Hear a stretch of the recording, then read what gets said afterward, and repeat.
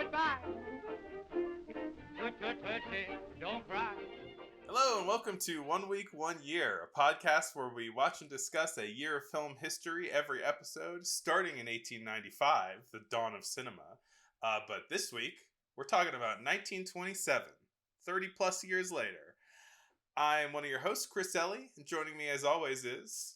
I'm Glenn Covell. I am a filmmaker. Did I mess that up? You were supposed to say film projectionist, but it's fine. Just keep going. Keep We gotta keep going? Okay, fine. And so we're a movie history podcast. We're talking about every year of film history in order, and this year we're talking about the big silent film year 1927, baby. What do you think about that, Glenn? Yeah, it's one of the great movie years. It's exciting. Along with 1982 and 2014 and 1999. And maybe some others. Maybe being the best one. If you all are watching on YouTube, this may be the last episode that has the movies running alongside, because this is the last year that we're going to be talking about that is in the public domain. When we get to 2024, then 1928 will enter the public domain, but we're not there yet. So enjoy it while you can. If you're like, what? If I can't watch along, then what's the point? Well, we're going to try and make it okay for you in the future. We'll figure visually out what to interesting. do. On the podcast, because of YouTube music restrictions, on the podcast we throw in a little intro, a little fun intro and closer, kind of a joke usually, song, and that's what you'll get if you listen to the podcast version. Also, then you can listen to it on the train, on the car, in the car. On a run, whatever you happen to be doing. Any mode of transport, but yeah. Not standing still. Not okay. And yeah, if you're listening to it on a podcast and you felt like you were missing out, you won't be missing out too much longer because we are running out of copyright-free material. There you go. Anyway, Glenn, how's it going? How you doing? It's going good. It's very humid here in New York City today. New York. It's very sweaty. I got my tiki shirt on, so it's helps you feel immersed. Yeah, I'm dealing with it in my own way. Like I should have said in the intro, I'm a film projectionist, so I'm gearing up for the 35mm run of Oppenheimer in a month. And I guess another thing that I've been doing is I'm in Denver, Colorado, different city in the United States of America. And we have a venue called Red Rocks, which people travel very far to see shows at. And the group, the organization that I'm with, Denver Film, we run Film on the Rocks. So we just did Black Panther and Raiders of the Lost Ark, and then Jaws is up next. Nice. So it's going to be a big outdoor auditorium, many people watching movie on big screen. That's great. Yeah, it's fun. It's fun. Yeah. It's a fun time. If you fly to Denver, I can get you backstage. Oh. You, Glenn, not any listeners. I guess as on the filmmaking front, I'm in the very early stages. I probably shouldn't talk about it in a public venue like this because it'll jinx something. But I'm planning on doing a little short silent comedy in the next month or so. Because I've been watching all these things, and I feel left out. I want to do one. Do something with it. Yeah. It really was like the YouTube era, like the Time Magazine 2006 Person of the Year being you with the reflection on the cover, because you could upload videos online. Just back then, anybody could just grab a camera and start making their own comedy shorts. Anyone could just grab a very expensive 35mm camera, buy some film stock. There were no barriers to entry. There was no racism. Speaking of racism, what else happened in 1927? Why don't you give us a little context, Glenn, with the news of the year? Okay. The news of the year, 1927. Hello and cheerio! The first transatlantic telephone call is made, via radio, from New York to London. The U.S. Marines invade Nicaragua. The Academy of Motion Picture Arts and Sciences is founded by Louis B. Mayer as a union-busting scheme. German physicist Werner Heisenberg publishes his paper on the uncertainty principle. Pan-American Airways is founded. The first image is transmitted via television. The 22-year Chinese Civil War begins with the Shanghai Massacre. The Irish Free State is recognized as separate from the United Kingdom. Aviator Charles Lindbergh makes the first solo, non-stop transatlantic flight in his plane, the Spirit of St. Louis. The Food, Drug, and Insecticide Administration is established. The League of Nations Slavery Commission signs a treaty to abolish all forms of slavery. Sculpture carving begins on the illegally procured land of Mount Rushmore. Ford Motor Company unveils its newest automobile, the Ford Model A. Those are a bunch of things that happened in 1927. Yeah. What else happened? Some movies came out. Yeah. Let's talk about those, because there's a lot of them. Well, why don't we start out with the little baby short movies? Yeah. In our segment. As we try to do. 1 week, 1 reel. Let's start out with an animated short. Yeah. By a fella you may have heard of. You may have heard of him. You may have heard of Walt Disney. The original Disney adult. Correct. And today we're talking about Trolley Troubles, which is the first appearance of Oswald the Lucky Rabbit. Yes. Yep. Sort of the predecessor to Mickey Mouse, who won't appear for another year. Considering that, like, I don't know, Oswald the Lucky Rabbit has this reputation as like the original Disney mascot before Mickey. I was kind of surprised that it was only a year before Steamboat Willie, and also just like seeing him in his initial form factor, how similar he looks to Mickey Mouse. Yeah, he's just kind of like a plumper Mickey with a rabbit tail and longer ears. Pretty much, yeah. I mean, it's almost more of a sort of a prototype Mickey Mouse, like refining the design down from rabbit to mouse. Yeah, I mean, this is I feel like a very like quintessentially 1920s looking cartoon. Yeah, a lot of squash and stretch, right? Is the correct terminology? Yeah, although honestly, not as much as I would have expected. No, you think the trolley morphing to the shape of the tracks wasn't squashy enough for you? So it is okay. It is very squash and stretchy. I'm not trying to get like pedantic or whatever, but I guess could have been squashier. It's been a couple years since we've checked in on Disney animation, and the last time we were looking at it, I think it was still kind of retaining this like early Fleischer, early Disney kind of choppy look to it. Mm-hmm. It's very low frame rate animation. And it's interesting the way that it's kind of becoming more lush and lavish animation, where a lot of the kind of meat and potatoes stuff is very herky-jerky, but then in moments where they need to be really cartoony, they are starting to do some like much more squashy and stretchy cartooniness. Yeah. It's just not like consistently that way, I guess is what I'm saying. Right.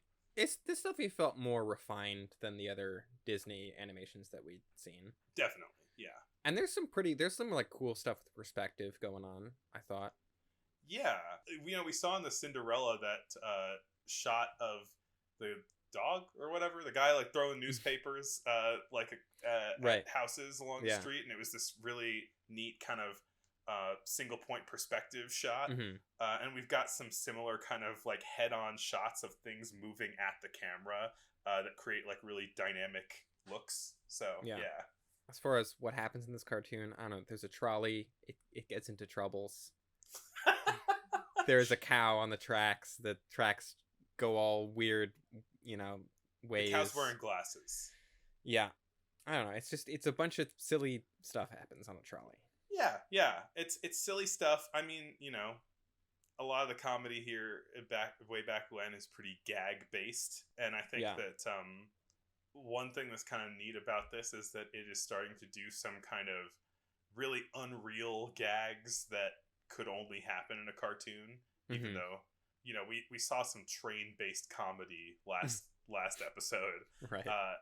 But this one's got like the trolley lifting its leg up to go over a bump in the rails, or stretching out really wide to accommodate the width of the rails. It's fun. It's good fun. I also like, talking about animation principles, like this kind of like wind up and I forget the actual terminology for it, but there's a point where the trolley is trying to crash through the cow, and so it kind of backs up and kind of like winds up like you were a person trying to run forward, and then it slams into the cow, and the cow doesn't move at all. And I thought that was like well done. It really showed the I don't know, the sense of motion really well, and that kind of thing's difficult to do. I think struck me about the Cinderella that we watched, and also this is kind of true for I think a lot of like 20s animation that I've seen, but like I guess it's somewhat ironic watching these really early Disney cartoons and how kind of mean-spirited they can be. A lot of people getting bonked and hit, and like, a lot of like cartoon violence, I guess. It's a classic cartoon, baby. Something about it is just like feels oddly mean-spirited for like a Disney thing, I guess. But hey, he hadn't figured out, the magic of whatever. A blandness. His brand. Yeah. Yeah. Speaking of figuring out brands, shall we move on to our next short? You got all these segues figured out. All right, let's do it. Yes. All right, so the next short we're going to talk about is Putting Pants on Phillip, which is... It's about putting pants on Phillip. Yes, it is exactly what it says on the tin. This is, I guess, considered to be the first official Laurel and Hardy short of them billed as a team of Laurel and Hardy. And they'd been making movies together for years at this point, but this is like the first one that is like, no, they're a thing now. And I had never seen any Laurel and Hardy before this. Yeah, me either. Not off to a great start. I assume they get better because of how famous and well liked they are. It's fine. I don't know. I was not particularly impressed by this film. It's two glorious reels of terrible kilt jokes and not much else. It is mainly kilt-based comedy, I will say. Speaking of kind of cartoony imagery, I feel like this goes for something more, some kind of more cartoony gags than you might find in some other silent slapstick people. I'm thinking specifically of there's a point where what's his name in these pants? Phillip takes some stuff out of a snuff box right. and sniffs it, and then it makes him sneeze, and it makes his boxers fly off. Which I laughed at that joke. Yeah, it's good. So there some good jokes make their way in. It's going for like joke every second, and naturally a few of them land. Yeah, I mean this could have been much tighter, definitely. If this were a one reeler, I feel like this could be a lot better. Probably. But when his boxers fly off, that ups the ante because his kilt has kept flying up. Right. He's doing the sort of Marilyn Monroe thing of walking over some air vents. Turns out Laurel and Hardy invented it. Yeah. I mean, they probably didn't even invent it. It probably was a gag long before this. Yeah. This short was directed by Clyde Bruckman, who was kind of an interesting guy, I guess. He co-directed The General, the Buster Keaton movie, which we talked about last episode because it premiered in 1926, but it wasn't actually like released in theaters until 1927. But Clyde Bruckman worked with like a lot of the best known early comedy people of like Buster Keaton, Harold Lloyd, Laurel and Hardy, Three Stooges. He was like a big early comedy director. But in 1955, during a career slump, he borrowed a gun from Buster Keaton and shot himself in his car, which is a hell of a way to go out. Good Lord. Yeah. I don't know why I brought that up. It was just a crazy story. Also, there's an X-Files episode named after him. What? Yeah, why? Clyde Bruckman's Final Repose, I think, which is considered one of the best episodes of X-Files. It's about him? It's not about him, just the lead character is named Clyde Bruckman after him. And But I think it has something, nothing to do with him. I don't think so. I don't remember it that well. It's a good episode, Well. though. Okay. Anyway, anything else to say about this one?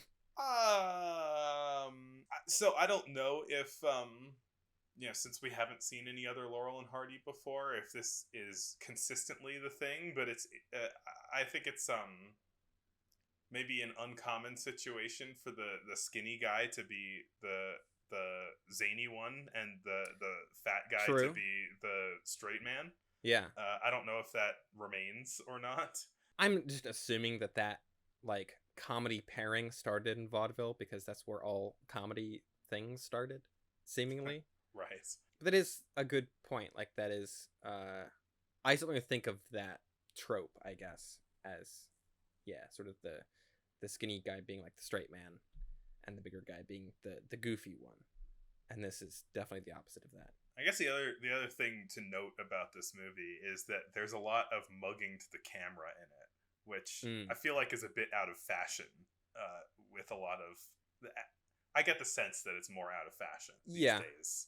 I do feel like that was more of a thing in like the 1910s. I feel like in the 20s we've moved past that. We can just have normal performances, and like funny faces can be made in a proper context rather than just sort of like, oh, what's going on over here? Funny faces must be made in humorous phases. Sure. All right, 2 shorts. That's it. Now let's move on to our feature presentation. And now we're pleased to bring you our feature presentation. Laurel and Hardy made their short, right? Putting Pants on Phillip. Not their first short they did together, but the first one that people like acknowledge as this is like their thing. A feature that kind of along the same lines by a very famous director, who you may have heard of. Alfred Hitchcock. Heard of him? Ever heard of Alfred Hitchcock? You gotta see Psycho. Yeah. It's a great movie. So he had made, so we're going to talk about The Lodger, or The Lodger, A Story of the London Fog, which is his third movie, but the first one that anyone talks or cares about, including Alfred Hitchcock. Yeah, I think one of them is Lost, one of the first 2, and then the other one, it's just not super him, I guess he thought. Yeah, I think the first 2 were both kind of like very kind of straightforward British dramas, silent dramas. This one feels very Hitchcock. Yes, it does. It is. So the first image of this film, the first like filmed, photographed image is a blonde woman screaming, which is like the most Alfred Hitchcock thing a movie can have in it. True. So like right off the bat, he was like, "This is my whole deal." Yeah. This story is a kind of riff on Jack the Ripper. Which I thought it was about Jack the Ripper. It's not. It's just No. a sort of loosely inspired by Jack the Ripper story. Only 40 years afterward. Yeah. 40 years after this, he was making, I don't know, The Birds. Yeah. So his working career kind of, it's, you think of Jack the Ripper as something that happened in the distant, untouchable past, but like Alfred Hitchcock, who lived until 1980, I think, was born shortly after Jack the Ripper. Yeah. Ripped from the headlines of 40 years ago. Yeah. I don't know. There's a joke to be made, but those serial killer shows that come out now, it's one of those. It's a real mind hunter. There you go. No, but Mindhunter is a good one, so I don't want to throw that one under the bus. What other serial killer shows are there? I don't know. There's all the like Jeffrey Dahmer shows and all of those. Whatever. It's one of the infinitely replaceable many Jeffrey Dahmer shows. Yeah, exactly. It's the 1927 equivalent of the. I mean, it is like those actually because it's about how sexy this serial killer is. I mean, kind of. Well, we'll get this movie has a twist in it that I guess we're gonna spoil because it's a very old movie and you really should have seen it by now. I don't know. Like that brings up a question of like how spoily we should get for like I don't know at this point because these are classic movies, but they're classic movies that nobody's watched. I mean, I didn't know the twist of this movie, and I greatly enjoyed seeing it pretty blind. So I guess if you're listening to this, you've never seen The Lodger, just stop the podcast, go watch The Lodger, then come back. Or skip ahead like 20 minutes. I don't know. Don't listen to this podcast unless you can watch 6 movies every time you listen to the podcast, all right? Like we do. We don't want you unless you're really participating. Oh boy. Well, I think we should talk about the twist of this movie because it's a pretty significant part of the story. We talk spoilers in the show.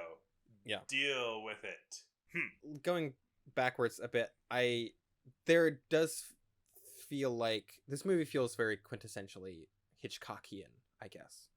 Yes. Which is cool because it's his first thriller movie and he's already kind of setting a tone, setting a pace, setting a sort of style for himself that continues.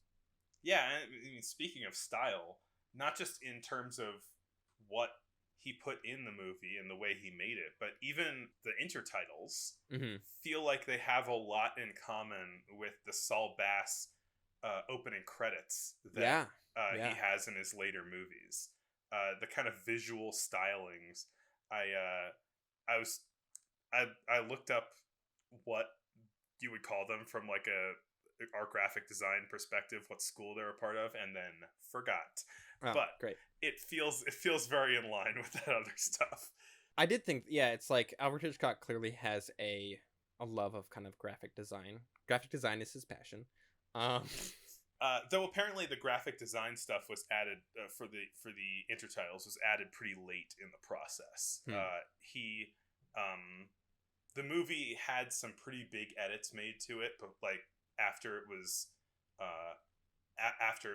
initially cut together and the studio executives didn't like it, in the end, like they didn't change too much about like the meat of the movie, but there were a lot of like small tweaks made, and part of those tweaks were hiring somebody like a graphic designer to make those intertitles, which was not initially part of Hitchcock's vision. Oh, okay. So maybe that's where that's the founding of his love of cool graphics. He's like, some guy just hired this guy, but I like him, actually. Yeah. Let's keep that going. I think especially the opening titles, but a lot of the intertitles throughout feel very German Expressionist influenced. And I think, I can definitely see a lot of German Expressionist influence throughout this whole movie, just through the lighting and the entire kind of visual style. It feels like it could have been made by a German. Yeah. So I don't know if I ever found any confirmation that Hitchcock had ever like said that he like watched a bunch of Murnau movies or watched Caligari or something like that, but I'm sure he did. Man, I can't remember. It might have, like, something that I read seemed to indicate that he said that he was inspired by Murnau and Lang, but I don't think it was a direct quote, so I'm not sure. It would make a lot of sense because you can definitely see it in the visuals. Yeah. And so, like you were talking about with the opening credits, it does this kind of neat animation of this really cool looking, like, chunky graphic of the lodger, who is a tall man who wears a scarf over the bottom half of his face and a fedora type situation. He looks like the Shadow. He looks like the Shadow, except he has a nose. And it does this kind of cool like animation revealing it, and there's a lot of neat kind of angular shapes in the design of it and in the title cards themselves. The serial killer, who is known as the Avenger, is leaving a calling card on every victim, and it is a triangle with his name in it. It says the Avenger. And so the intertitles have some of the intertitles have triangles in them. Yeah. Particularly on our leading lady, that has triangles next to her name. I feel like kind of threatening that she might be the next kill, which I thought was really cool. Yeah. The leading lady, Daisy, very blonde, as is Hitchcock's way. They even like call attention to it in this movie. It's like blondes getting murdered. Yeah. Everyone is a blonde getting murdered on a Tuesday. Yeah. another sort of very Hitchcock thing is sort of giving like the audience more information than the characters have.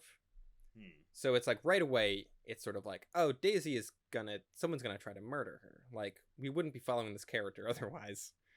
And so basically every scene that she's in, there's this underlying thing of like, oh, is she gonna get murdered right here? I hope not. Right, so Daisy is living in London during this spate of murders. She lives in an apartment building with her parents, who are the landlord and landlady, and then she has I guess kind of a boyfriend who's a police detective. Yeah, it's like kind of a boyfriend, but she doesn't like him very much, and she probably doesn't really consider him to be her boyfriend. Right, yeah. He's talking about marrying her, but he's like, oh, cool it, buddy. Yeah, she keeps like pushing him away every time she gets near her. He gets near her. And then a lodger shows up to rent a room in their apartment building. And he's got a big hat and a scarf over his face. Yeah, right before we're introduced to him, there's a witness to one of the murders saying that the murderer is tall, and he has a scarf that covers half his face. And then, lo and behold, a lodger appears, tall, with a scarf over his face. Nobody's like that. Yeah. And so he shows up and is immediately just a very suspicious gentleman doing a bunch of weird shit. He rents the room and he pays a month in advance. He turns all the pictures around so he doesn't have to look at them. Not all the pictures, though. Like the pictures that involve like ladies. Yes. Which is most of the pictures in the apartment. And everyone's kind of like, who's this weirdo? He's pacing around in his room, and there's a really cool shot of them in the downstairs, the ground level, looking up at his room, the ceiling, and it's kind of it fades into a transparent ceiling, and you see him like walking across the floor. Which I looked up, and they did shoot on a pane of glass of him walking across. Yeah, that was really cool. Yeah, never seen that before. That sounded sarcastic. I genuinely mean that. Like, I don't know if anyone had done that up until this point. And it is here where I don't want to give away the ending immediately. Maybe I just should. I wrote down, because I was thinking this, what if this guy is just a really huge weirdo and is not a serial killer at all? But so then there's this scene of like a horny chess game where the lodger and Daisy are playing chess and making eyes at each other. And the lodger, I think he might have a name in the... it's based on a play. I think he has a name in that. But I believe in this, he's only credited as the lodger. Mm-hmm. And Daisy's like reaching over to pick up a chess piece, and he grabs the fire poker, and you're like, oh, he's gonna do a thing with a fire poker. And then it's like we cut away, and then we cut back, and he's poking the fire. They do that a couple times. Which feels like a very Hitchcock thing, right? Of like setting this expectation in the audience where they're like, oh, what's gonna happen? And then right, it's the bomb that doesn't explode under the table. Right, yeah. It's I thought it was a little much. Sure. Especially looking at it from a modern perspective. But I think it's still like good use of like editing and expectation, and sort of it's I appreciate the craft behind it, even if now it seems a bit a little over the top maybe. And then there's I mean, I don't know how much detail we need to go into, but there's all of this kind of like insinuation that the lodger is very definitely the killer. Yeah. They're really laying it on very thick. It's like, this guy's definitely the murderer. Like, look at how obvious it is. Here we go. Here we can discuss the end, I guess. But like, and we already told you there's a twist in this movie, so we're basically setting up what the twist is here. But it turns out that he is not, and that he has just been tracking the killer the entire time. Yeah, because his sister was murdered. I think was the first victim of the killer. Right. And so he has been tracking all the deaths, and he's been trying to track down, because it was not only was his sister murdered, but then his mother died of grief, basically. So he's Like lost Padme. several. Yeah, exactly. A broken heart killed her. He's lost several family members to this murder already. And so he is sort of going around town. There's a bit where they find a map where he's marked where all the murders have taken place, and they're like, "Oh, see, you're marking all your murders here." If you look like a murderer and act like a weirdo and have a map of all of the murder locations of an active serial killer, not a good look. You shouldn't be doing One that. of my favorite things about this movie is that there aren't really a lot of explanations for his like super suspicious behavior. He's just a weirdo. He's just a huge weirdo. And I do kind of love that at the end, where it's like, no, like, he wasn't a killer at all. He's just a weird dude. It turns out that Daisy's into weirdos, though. Yes. Because the partially out of jealousy, partially out of genuine suspicion, her cop kind of boyfriend is sort of after the lodger. He ends up putting him in handcuffs, and the lodger gets away. And it is then, as they're kind of chasing after him, it is revealed, like, oh, by the way, we just caught the killer, like, on the other side of town over here. It's not him. Yeah. The killer who is and- never shown or explained, like, we never find out who the real killer was. Yeah, which is interesting. That's cool, I think. I mean, I would have done something different with it, but we'll talk about that at the end. Oh, so you think you're better than Hitchcock? I'm just saying, in hindsight, I think this movie could have been more subversive and more interesting. Yeah, and I think Hitchcock wanted it to be. Like, he wanted to have it be ambiguous, whether the killer was the lodger or not. And the studio stepped in and told him that that you can't have a movie star be a bad guy, which is what... Right. I listened to a bit of a conversation between him and Truffaut about this movie. Oh, interesting. And he was like, yeah, like, I wanted to make it more ambiguous, but like, you can't, that everyone was like, oh, he's a movie star, you can't make him the villain, basically. I did like how he is revealed to be like an out and out good guy at the end, but he's still a weirdo. It doesn't explain away any of his just crazy behavior this entire movie. Although I think it's kind of funny how at the end he seems a much more kind of like conventionally like handsome, like heroic guy. He's just showing up in a tux. Like he's not wearing a cloak anymore. He's not like doing like weird shit with his hands. It's just like, oh no, he's just normal dude now. This is I wish they'd kept all his weird quirks in that last scene. Movies will do this sometimes, where it's like somebody's weird and they're acting weird, but then the second that you find out that they're not acting weird, they start acting less weird. Mm-hmm. Yeah. Which is probably just bad writing. My hot take in this movie is I think that the detective boyfriend should have been the killer the whole time. Yeah, I mean, I will say I was suspecting a twist the entire time. Well, because also... And probably that as the twist. Early on in the movie, there's an intertitle where he's speaking and he says like, it's like, oh, this killer and me, we have something in common, like we're both into blondes or something like that, which is like a super creepy thing to say to your blonde girlfriend. Maybe girlfriend, maybe not, whatever. And then maybe about halfway through the movie, when I was starting to suspect that the lodger maybe wasn't the killer, I was like, maybe it is the detective. That would be a really cool, interesting, subversive way to end this movie. And I was half right. So see, that was the thing, was that like they were laying on all of that, like, is he gonna stab her stuff so thick that it made me really suspect that it made me think that like it would be kind of boring if he ended up being the killer. And I was assuming that he wasn't, but I kind of assumed that it would go somewhere a little more interesting with the fact that he wasn't. There's almost a thing with movies that are this old where you're like, yeah, it would be like kind of a boring thing if he was just the killer the whole time. I'm like, yeah, this is an old movie. Maybe they just hadn't figured that out yet. I've definitely fallen into that trap before. I was trying not to think about it because I was like, I can't put my expectations on this, you know? Right, yeah.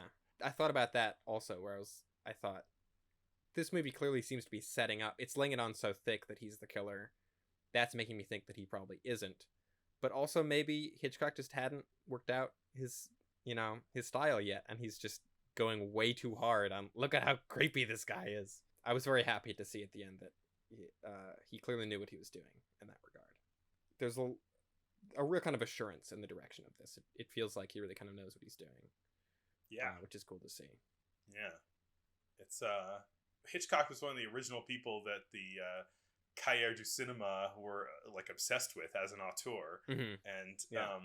And you could see it this soon as, he that's his style. It's developed, you know? So this is, even Hitchcock himself has said, like, this is his first real movie. This is where kind of his whole oeuvre starts. And like all of his movies are named like this too. The Lodger, The Birds, The Psycho, The Rear Window. The Rear Window. Oh boy. The North by Northwest. Anyway, so this movie is about London partially. London is sort of a big part of it. It really kind of embraces the setting and the fog and the architecture. Another movie that loves architecture. Berlin, Symphony of a Great City. Yeah. I've heard, they showed so much of Berlin, but they didn't show the 24-hour nightclubs. And that's all I hear about with Berlin these days. Well, I got some good news and some bad news about maybe how different the Berlin in this movie looks from contemporary Berlin, which is that most of the buildings you see in this movie got blown up real good in World War II. So the Allies. This is a non-narrative sort of documentary film directed by Walter Ruttmann, who we've seen before. Yeah, doing animation. Yeah. And this is him doing photography, or film.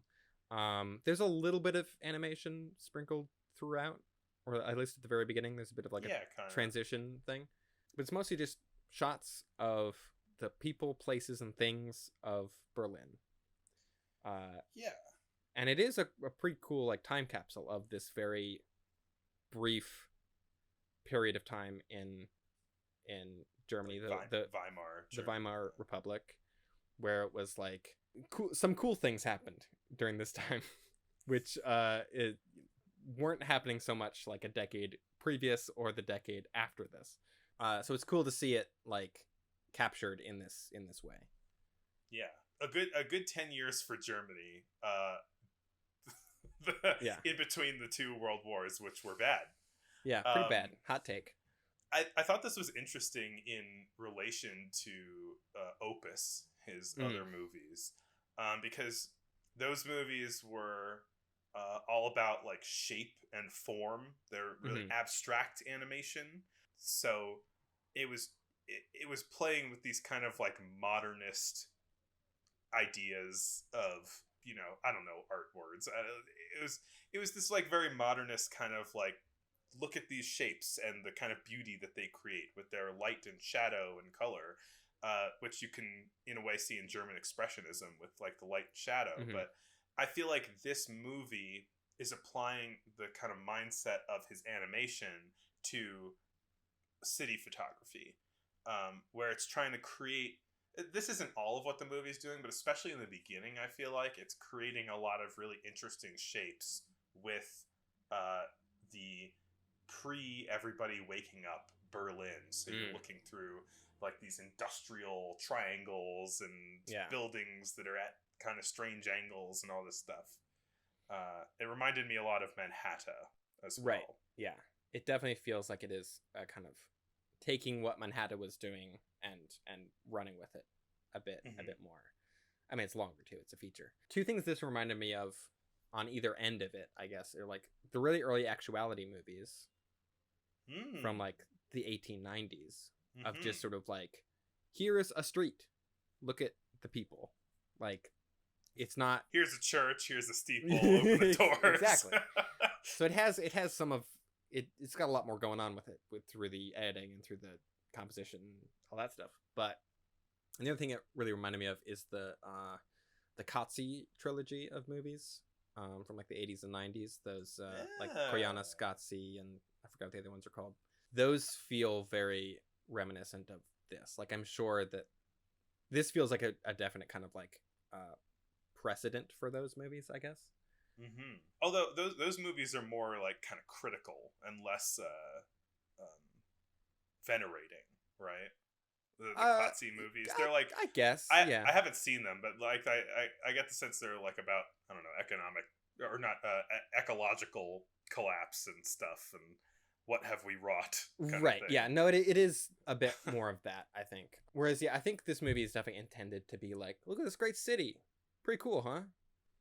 Yeah. Even though I think due to the score I watched it with was written in 1993, so post Koyana Scotzi, and I think it feels a bit Philip Glass inspired.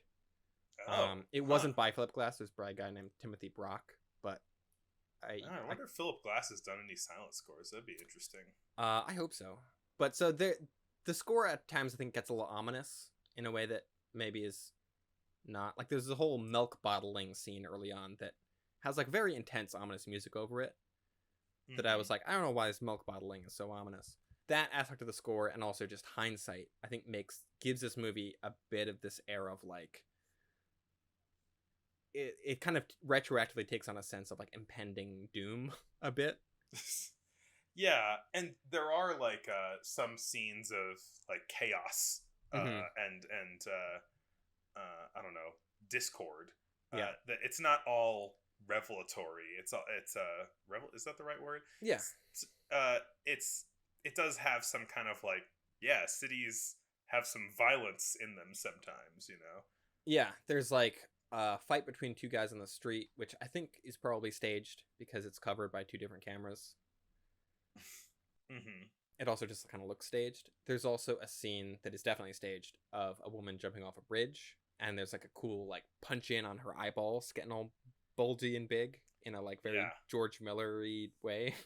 Those are, I think, probably the two most like overtly, I guess, like kind of negative things where it's like, hey, life can be rough sometimes. It's not all peaches and roses in Berlin. Yeah.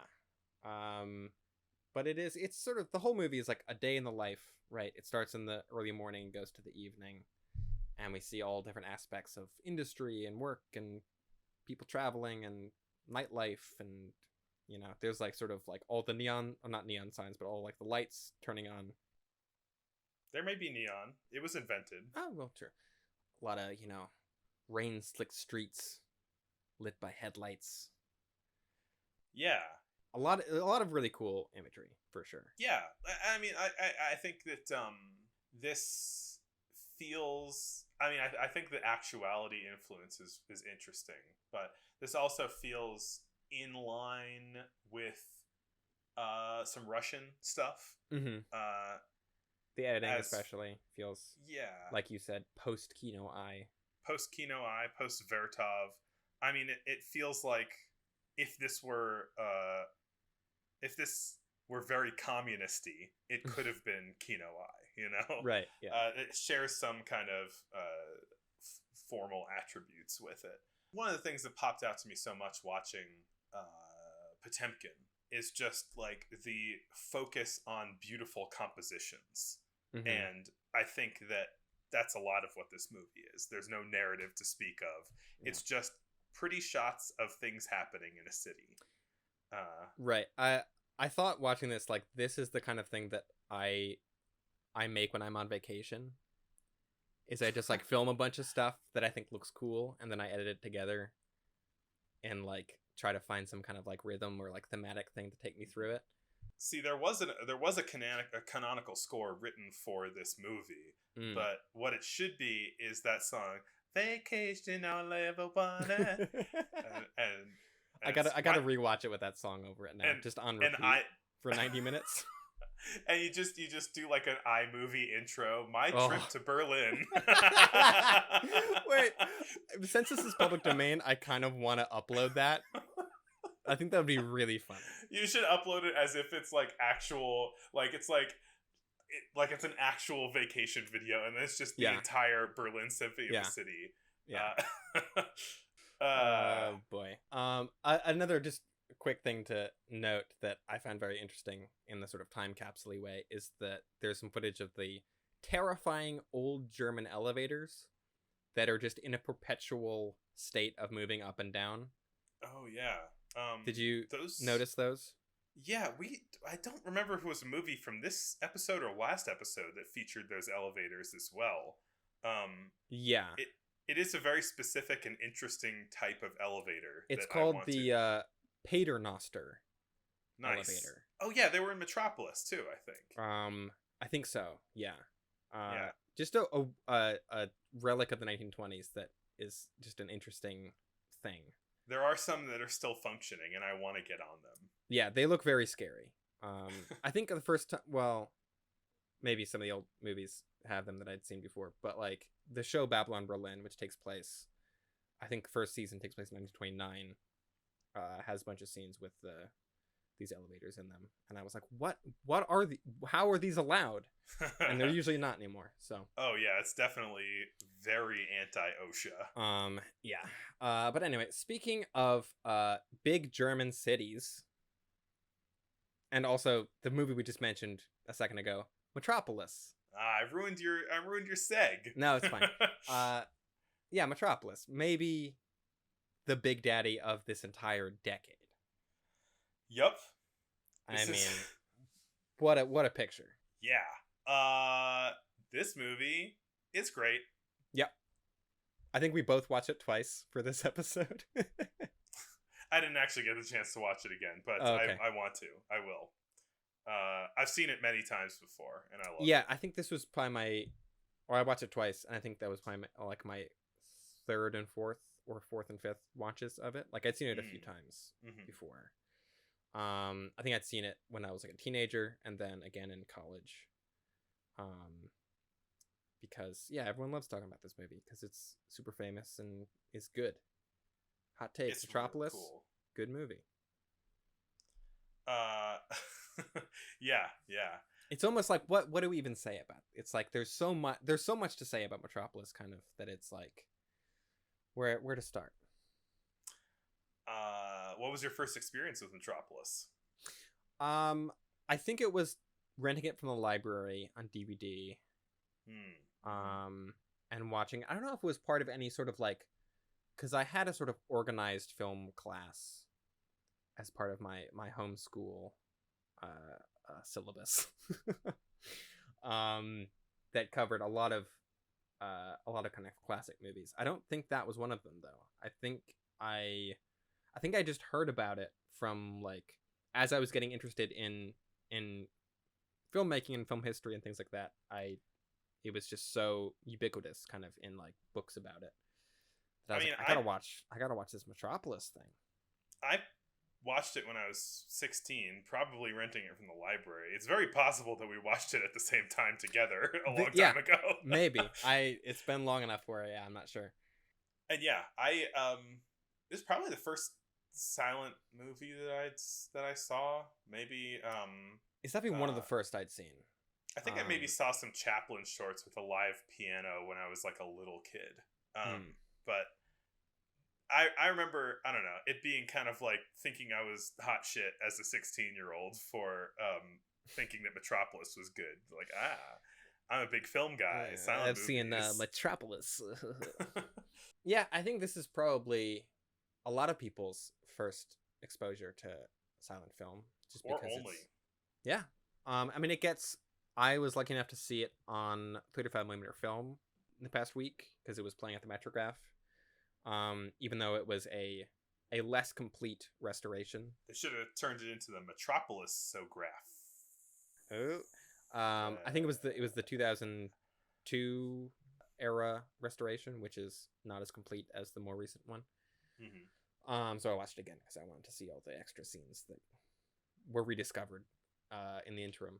But yeah, this is like one of the most like iconic, influential movies ever made, probably. Yeah. Not probably, definitely. Yeah. I started like a count of like how many things I recognized from other stuff that are like just straight up pulled from this movie. Like not influenced, are just like directly referencing or just like pulling stuff from this movie. And I had to stop because I'm like, there's too many. But it's Can you like list off a few? I'll list off a few: Star Wars, Blade Runner, The Fifth Element, Ex Machina, Poor Things, Brazil, The Terminator, Hudsucker Proxy, Army of Darkness, Frankenstein, Oh my God. Final Fantasy VII, 1989, Batman, Raiders of the Lost Ark, Andor, the TV show, and Bioshock. So throwing video games in there too. Yeah. Although there is a Final Fantasy VII movie, which we will cover. The Frankenstein thing I thought was really interesting because, this is post-Frankenstein book, but pre-Frankenstein, not the first Frankenstein movie, but Right. pre-iconic We covered the first Frankenstein movie. Yeah. Which, notably, the monster was made in like a weird cauldron. Because, I don't know if we talked about this that much in that episode, but in the book Frankenstein, it's never really explicitly stated how the monster is created. It's like through some sort of vague scientific means that Frankenstein discovers, but it doesn't go into any detail about it. It's like mainly very, very vaguely implied to be something like electricity, but electricity is not mentioned as like a thing. And by Frankenstein, by the monster, you mean Frankenstein, right? I mean the creature, Frankenstein's monster, the creature. You mean that's Frankenstein? Frankenstein's what is it? Frankenstein's monster's monster, Frankenstein. Yeah, so I mean, the scene of the inventor animating the robot and adding the human face to it, very Frankenstein in the kind of way that you imagine Frankenstein creation to be. Water, like boiling liquids and like sparks and lightning bolts and like weird sci-fi machinery. Looks like the Godzilla guy's laboratory too. The Godzilla guy? The scientist in the first Godzilla movie has a very Frankenstein-y... Dr. Serizawa. There you go. We're getting a little ahead of ourselves, though. I mean, I don't know. If you're listening to a silent movie podcast, you probably know about Metropolis, but I feel like we should give it a quick thing. So this movie was written by Thea von Harbo, who was at the time married to Fritz Lang, the director. And she wrote this as a serialized novel, I think sort of about the same time as she was writing it as a screenplay, sort of always intending for it to be a movie. And Fritz Lang kind of contributed to the script. They were married when they made this movie. They divorced in 1933 because of infidelity, and also probably because Thea von Harbo was a Nazi at that point. Dang. Yeah.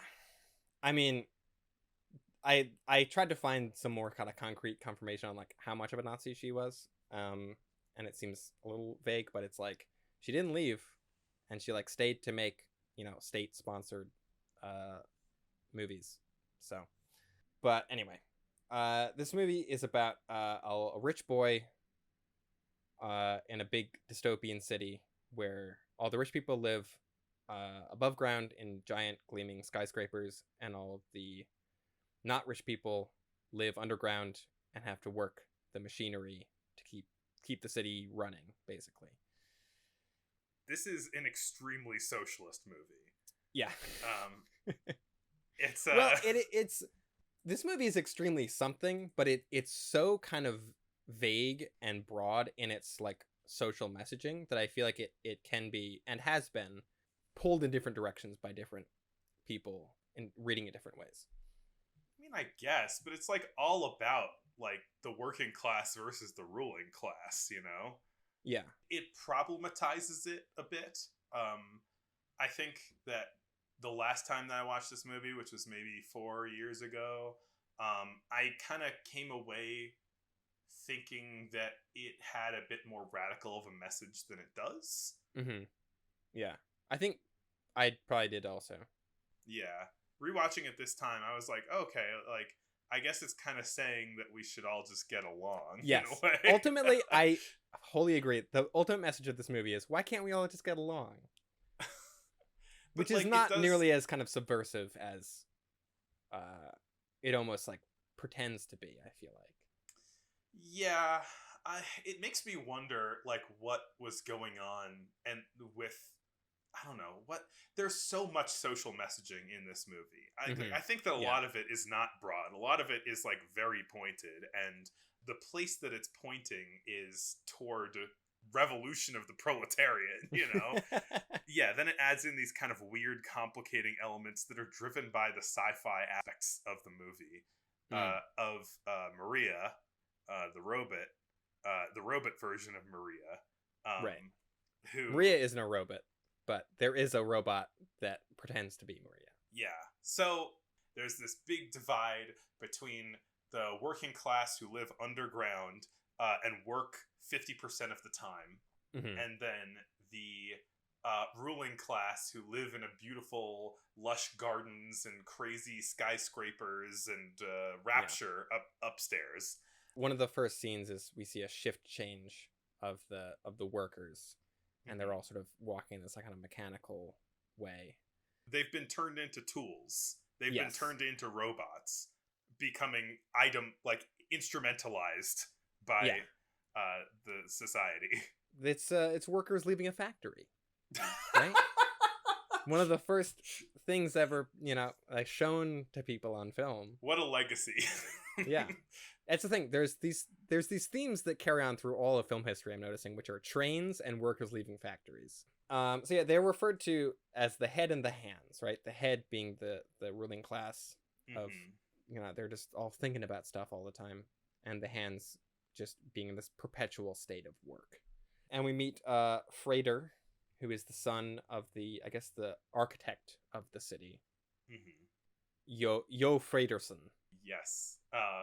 And Frater lives like a very insulated life. He's a rich boy who has never thought about the kind of struggle and pain that goes into upholding the society that he lives in. Right.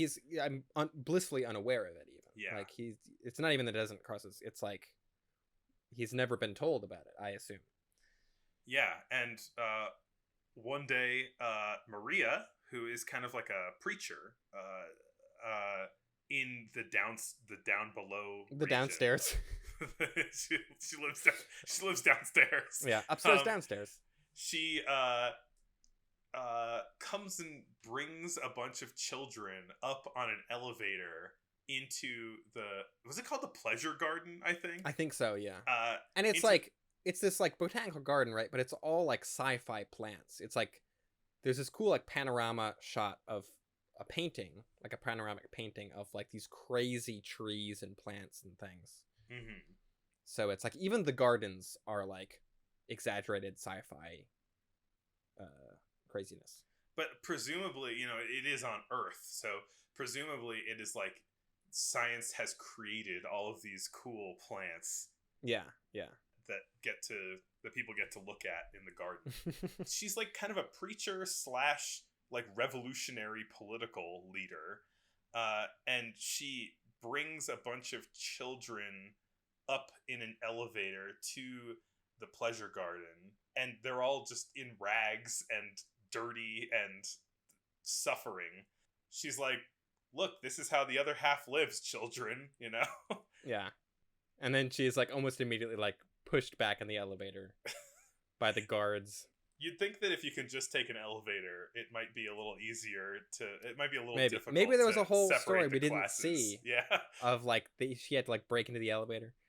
But so Frater sees Maria and he's like, who is she? Hello. Hubba.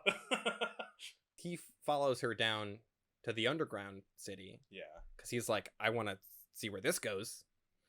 I should say it's not a hubba situation. It's like he does seem like concerned that there are people who are sad living in the basement. He's simultaneously hubba and also like, wait, who are these people? Where do they come from? Where are they going? Yeah. And so he follows them down and he finds himself in the factory bowels of Metropolis. There's all these massive machines and this great musical score going on, and he sees this this giant machine, right? Yeah. And he gets bonked on the head, and he looks up at it, and he sees a scene from the movie Cabiria. taking it back once again. I didn't realize that he got bonked on the head. I thought he was just so overcome with. I believe he gets bonked on the head like right before the transition, where he sees the big factory thing that transforms into the temple of Moloch. Yeah, so immediately when he walks in, like, it's this giant machine, like you were saying, that has all of these like workers switching things back and forth, but like, you know, And they're all like synchronized, like in like it's almost like a dance. But they're all like doing their, you know, their. I mean, they look moves. like robots, like which they all sure look like intentional. They look like pieces of machinery, sort of. Yeah. Yeah, and so I mean, I think, you know, this whole scene is like probably one of the most metaphorically, you know, dense Rich. parts of the movie. So it's this like the machine has all these panels on it that the workers are attending to. They're like sweating and suffering like while they're doing all of this, because it's like hard work and it's hot and everything like this. And then there are stairs that go up in the middle of the kind of big machine, and that is where, when he gets bonked, he sees this big Moloch mouth that is eating all of the workers. Well, it's like he sees the workers being like fed into it. Yeah. By like soldiers. Yeah. So like old timey, like ancient, not Egyptian, but like, you know, Mesopotamian guys. Yeah. So he's like, it's like drawing this parallel between like the suffering of workers for the benefit of the great city above, and sacrificing innocent souls to an eldritch god, you know? Yeah. And it's so cool. and it's like saying a lot. It's saying a lot to the audience about labor, and it is saying a lot to Freder about labor. Yeah. And he is instantly like, this is horrible. I did not know that my entire life was built on the suffering of other people. Yeah. There's also like an industrial accident that he sees where like people are like blown up and like thrown off the machine, and like it catches fire. And yeah. And then they're like, get back on the machine. You have to keep like the work must continue. So naturally he goes upstairs to his dad, who lives in the new Tower of Babel, which is this massive... not a bad thing to name your tower. Yeah, no possible negative connotations there, or bad omens. And so he goes up to his dad, who is sort of runs the city basically. And I he's run like, this city. Yeah. He's, you know, looking out windows all stern like. And he's like, "Hey Dad, what's up with all the people, you know, being worked to death in the basement?" And he's like, "It's keeping the city running. Like, you like being rich, don't you?" And he's like, is that all you have to say?" He's like, "Yeah, I know. Like, what about it?" So Freder is not happy about this. And so he goes back down to the workers level. Yeah. And decides to switch places with one of the workers, who's, I think, only ever identified by his number 11811. And so they like swap clothing, and Freder goes to work on the clock machine for 10 hours, which is this giant circular thing that looks like a clock that he's just moving hands around. It's not 10 hours though. It's 12 hours. That's another kind of like really subtle thing that the movie does, is they have a clock for the upstairs people, which is a normal 12-hour clock. And they have a clock for the subterranean people, which is 10 hours. So they've taken the day and divided it into 20 instead of 24, so that they're working longer shifts. How did I not pick up on that? I mean, they don't ever call attention. They call attention to it a little bit, but they show the two clocks next to each other. Right. But there's a lot of clock imagery. So definitely, the machine that Freder is on is like a big clock. But yeah, like it's like this kind of subtle way that they're like mentally engineering these people to like work more. Damn. The other kind of crazy thing that happens is that like there's a guy that kind of works under his dad. Oh, right, yeah. Freder goes up to him and he's like, or Yo is his first name, I guess. I think it's like short for Johann. Okay, yeah. Because Johann is spelled Joh. Yeah. Like, so, and then also his dead wife's name is Hel, which I assume is short for like Helena or some other like German name, Or short for hell. but it's like they both have like 3-letter names, which I assume are short for longer names. So he goes up and tells his dad about the explosion. And his dad has like these kind of underlings, and he says to the underling, like, 1, why'd you let my son see all this stuff? And 2, what's with the explosion? And you didn't tell me about it. And he was like, sir, I didn't mean to, I didn't get the chance to tell you. I was going to try and deal with it myself. The big papa says, you're fired, buddy. And then this guy walks out and then pulls out a gun and tries to shoot himself.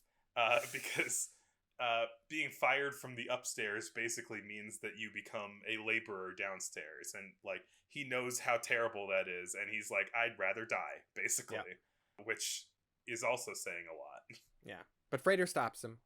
And he's like, you can come stay in my apartment. It's fine. Don't worry about it. I'll get you a new job. Don't go crazy. And then, I mean, there's a lot of, this movie is pretty plotty. A lot of things happen, especially in the fully restored one. There's a whole subplot with Yo sends like his spy after his old assistant to like spy on him and find out where Frater is going. I feel like we need to like keep this ball rolling. Fair. Talk about the robot. Right. Yo Fraterson is aware of some kind of like, he's finding all these map fragments on the workers, right? And so he takes the map fragments to his old buddy Rotvang, not Rotvang. I guess Rotvang would be the more accurate pronunciation. Who is a mad scientist who was in love with Frater's mother. Mm-hmm. And I guess it's sort of ambiguous what the love triangle situation between them three was, between Yo, Rotvang, and Hell. But Rotvang has a giant statue head of Hell in his house. His house being this like spooky like wizard's cottage in the middle of this like futuristic city, which is, it's very weird. super Yeah, cool. it's like a shack that's like in the middle of all this Art Deco beauty. But so at some like Rotvang was in love with Frater's mother and holds a grudge against Yo for stealing his girl, basically. And Rotvang has built a robot to replace Hell. The coolest robot ever made. True. And not the first German movie we've seen to replace a real woman with a robot. True, yeah. But so they figure out that the papers are a map of the catacombs, so they go down to the catacombs, Rotvang and Yo, and they find this sort of secret meeting being led by Maria, where she's talking about a prophecy about a mediator between the classes, right? She's like, right, there will be a person. She tells the story of the original Tower of Babel and how it, fell, and the class divide is what brought it down. And then she's like, but someone's gonna show up, and they're gonna be the heart that will connect the head and the hands. The big thing of this movie is the mediator between the head and the hands has to be the heart. And Frater is in the meeting. He hears this and immediately is like, guess they're talking about me. He is like immediately like, oh, this like prophetic chosen one figure. It's like, oh, it's clearly me, right? Cool. I mean, he's doing the right thing generally, right? He is. I just think that's very funny that he immediately is like, oh, yeah, me. Totally me. Definitely who they're talking about. Yeah, I don't know. In a way, it makes sense because he is the only person from the city to seem to care about the lives of the people below them. Or the only one willing to like do anything about it, for sure. Yeah. So then Yo wants Rotvang to make the robot into a duplicate of Maria, because Rotvang has said like, I can make this robot look like anybody, and he's like, make it look like Maria, and then we can swap it out with the real Maria and completely discredit her whole movement. And Rotvang agrees, but secretly he's planning to use the robot to like undermine Yo and sort of destroy the city that he's built. He's trying to bring the whole thing down. So Rotvang kidnaps Maria and in the scene we were talking about before, transfers her likeness onto the robot through all of his sci-fi machinery, and it's very cool. It's probably going to be the thumbnail of this episode. You'll see it. You've seen it. You've definitely seen it. It's in every montage of film history ever done. Then we get another great stretch of the movie, which is Robo Maria just fucking shit up. We get the sexy robot dance scene, which is crazy, and I think like kind of unintentionally funny, but it is just great in general. It's just her dancing really weird, and she like is so entrancing to all of the men around her. This is like these aren't the people underground too. It's like right. He's kind of revealing his new robot sleeper agent at a party in like a nightclub in the city. Yeah. And he's just like, check out my robot sleeper agent. Also, she can dance. Yeah. And then all of the men turn into like blubbering ghouls at the sight of her dance. And there's just some great shots. That's the sexiest robot I've ever seen. Well, she looks like a human. They don't know she's a robot. But they're all like staring right into camera, just making the most like lecherous, creepy faces possible. There's a great like multiple exposure shot of just eyes. Yeah. All these different eyes, different sizes, which was shot like proper multiple exposure. They had to just mask off part of the shot, shoot an eyeball, mask off a different part, shoot a different eyeball, like rerun the film through the camera every time. Man, that's cool. Yeah.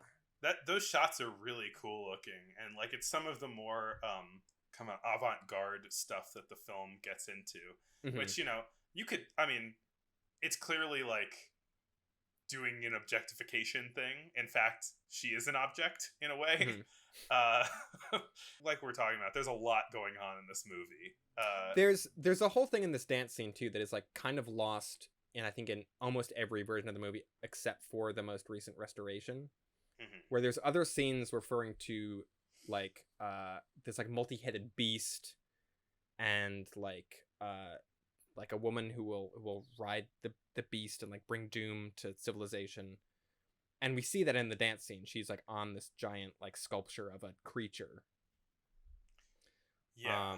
And that whole sort of like symbolic thing is kind of lost in I think everything but the most recent restoration, because those other scenes referring to that stuff aren't there. As with this and like Maria's whole thing and the Tower of Babel, like there's a lot of religious imagery going on, and like religious like reference going on in this. Which notably, it was like the first thing they cut out. Like that's a lot of the stuff that's been restored more recently is that like all like the religious subtext and sort of the more, I guess, sort of like spiritual aspect of the movie. I guess I'm like a little unsure on what it's doing with all of that stuff. Right. It's referencing it in terms of like, oh, it's the Tower of Babel. It's a thing that failed, you know? Yeah. But like, I feel like it's got so much of it in it that it's doing something else with it, but I'm not entirely clear on what. There's definitely a lot of just ideas of like femininity, and I mean like real life Maria is like maternity personified. Like she's like leading all the children. She's like this sort of like innocent, like noble figure, and then Robot Maria is like a sexy femme fatale robot lady. Yeah, it's like kind of like the virgin and whore dichotomy. Yes, but like very within much so. The same person in a way, right. Which is wild. Yeah. Robot Maria is also like undermining the whole. Before she was sort of sermonizing about like trying to find peace between the classes, and now Robot Maria is like, no, we need to take the fight to them. We need to bring this shit down. And which is an intentional thing that Yo says, okay, like we're gonna have her take the place of the original Maria and then make the underclass get violent so that we have an excuse to violently stamp them back into place. Like this is all part, you know, I was saying sleeper agent before. This is all part of a deliberate plot to make the rebels like go too far. Yeah. And this is the whole thing where I feel like, yeah, I got the feeling of this being a revolutionary movie before, but then like where it ends up with this stuff like feels like actually this entirely corrupt, horrific system shouldn't be brought down, you know? Well, because then it's like Rotvang's plan, right, is to like bring the whole system down, right? Like Rotvang just wants to see Yo suffer. He just wants to see his shit get destroyed. Yeah. Yeah, there's an uprising led by Robot Maria. Yeah. They destroy a bunch of stuff, and Yo intentionally lets them do it, so that they can kind of put them down once and for all. They can express their revolutionary sentiment and then see that it failed, so give up and become slaves again, basically. Yeah.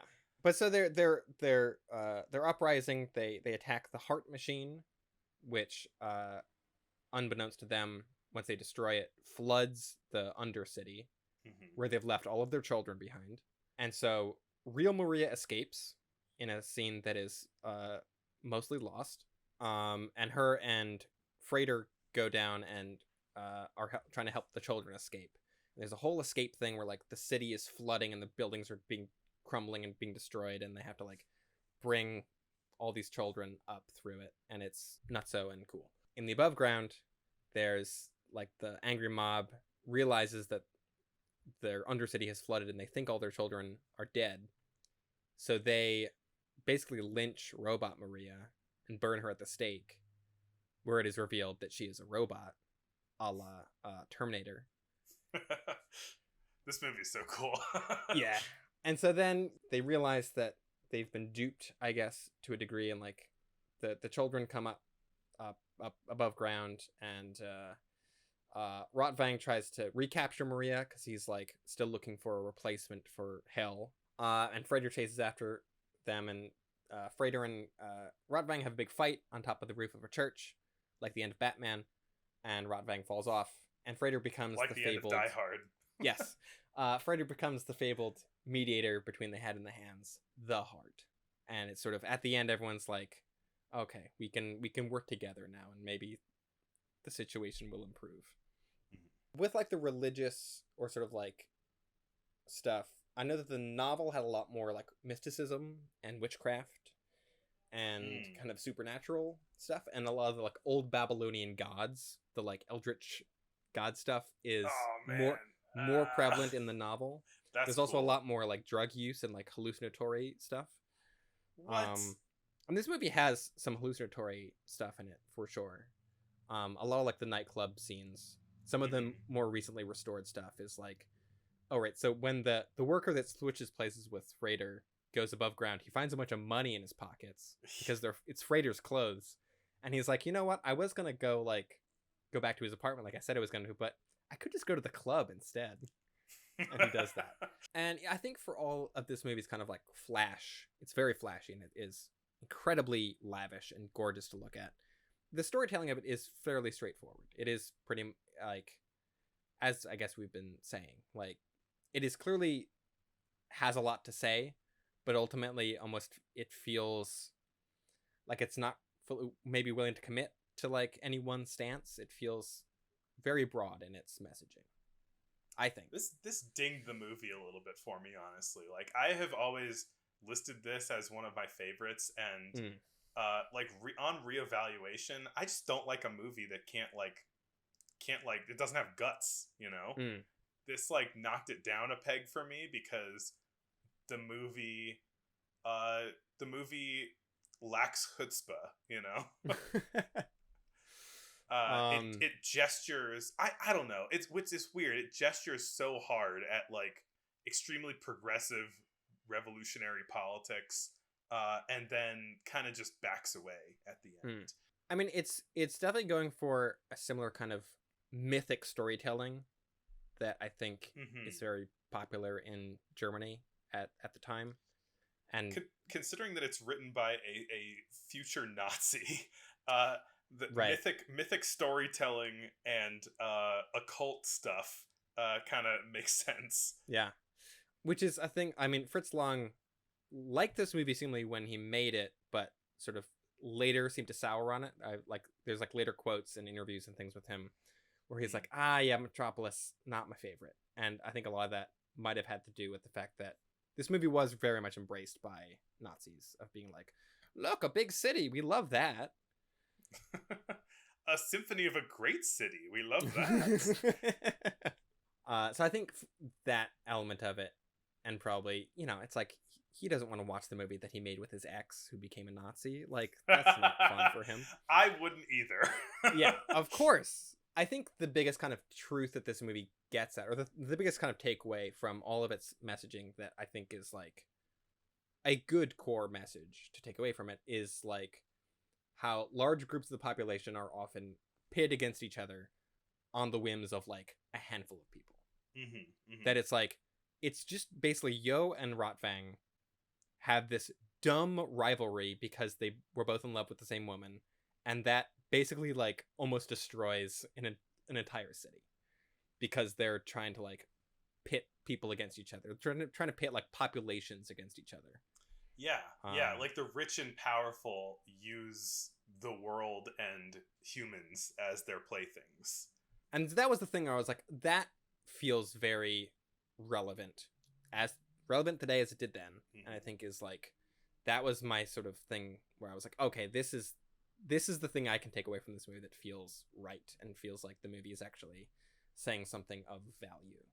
And also that when you're working for your overlords, you are getting swallowed by a beast.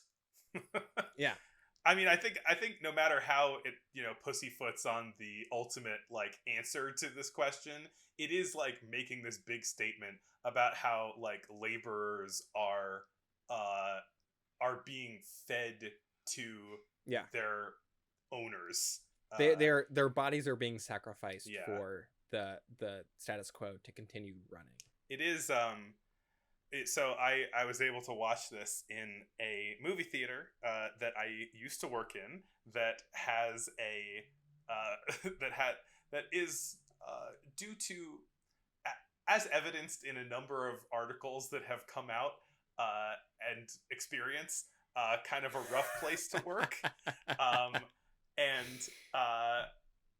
I think it is fitting that the theater had the theater's entrance is the Moloch mouth from Metropolis, which ever since I started there and saw that, I was like, I've got to watch Metropolis in this theater. You got it. But it is kind of funny that it's like, yes, workers who are working extremely long, back-breaking shifts walk through this Moloch mouth. You got to shift on the clock machine. It's cool. It's very cool, but maybe a bit of a messaging mistake. Yeah. There's that great intertitle thing with like the words Moloch coming up in like an animated intertitle. I love an animated intertitle. Oh, whenever they pop up, I'm so happy. They're very cool. So this super famous film by a famous German director, the other super famous German director of silent film, F.W. Murnau, also released a film this year. However, it was his first American picture. Mm-hmm. And it was also the first unique and artistic picture. Correct. We're talking about Sunrise, a song of two humans. A lot of like colon titles this year.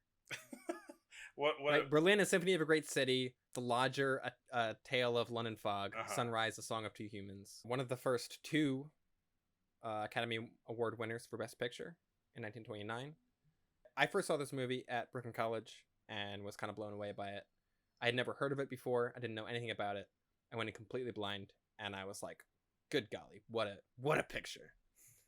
And this is for up until like we started this podcast, I considered this my favorite silent movie. I don't know if that's entirely true anymore. There's some others that are creeping up there. Mm-hmm. But so I'm very curious to hear just like what are your thoughts? This movie is I feel like every time it's been happening a lot with like almost every episode where I'm like, now this is movies. and I feel like I felt that very strongly with this and Wings, which we'll talk about later. Capital M movies. They're like, oh, this one's got everything. This is I was just like, this is Hollywood, baby. Yeah. I mean, Sunrise it's still one of my favorite silent movies for sure. Mm-hmm. And it might even creep up into just generic, like one of my favorite movies I've ever seen. Mm-hmm.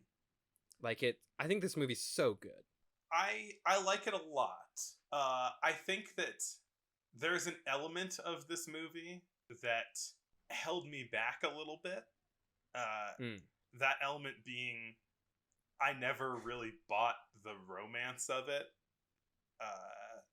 The kind of central romance of this movie. I was always a little uneasy about it. It asks a lot of the audience, for sure, to buy into the central romance. And this movie is a very... That's the whole point of it, right, is the romance. Yeah, and I felt like it kept doing all of these things to sort of undermine... I wasn't sure if it was intentional or not. Like, to undermine how much you're supposed to get swept up in this romance. I don't know. It's definitely... It's a weird movie to be this romantic, considering the places it goes. Yeah. So I guess, yeah, just a little backstory stuff. This is F.W. Murnau's first movie working as a director in the States. We know him from Nosferatu and Faust and yeah, The Last Laugh and a bunch of other stuff. This is also, I believe, the first feature to use sound on film technology. And that this has synchronized music and some sound effects that are, like, you know, attached to it on the film itself. In the way that 35mm film still, it's a different process now. It's different, but the idea of having the strips on the side that contain the soundtrack, this was the first feature to use, as far as I know. And it kind of, this movie takes place in a kind of vague setting. It's not really clear if it's supposed to be the United States or Europe. It could kind of be either one, it's or just both, or the neither. The country and the big city. Exactly. In a way that I love. I love the vagary of the setting. And yeah, it's got that whole opening bit with, like, there's like the ship, like the multiple exposure, like collage stuff.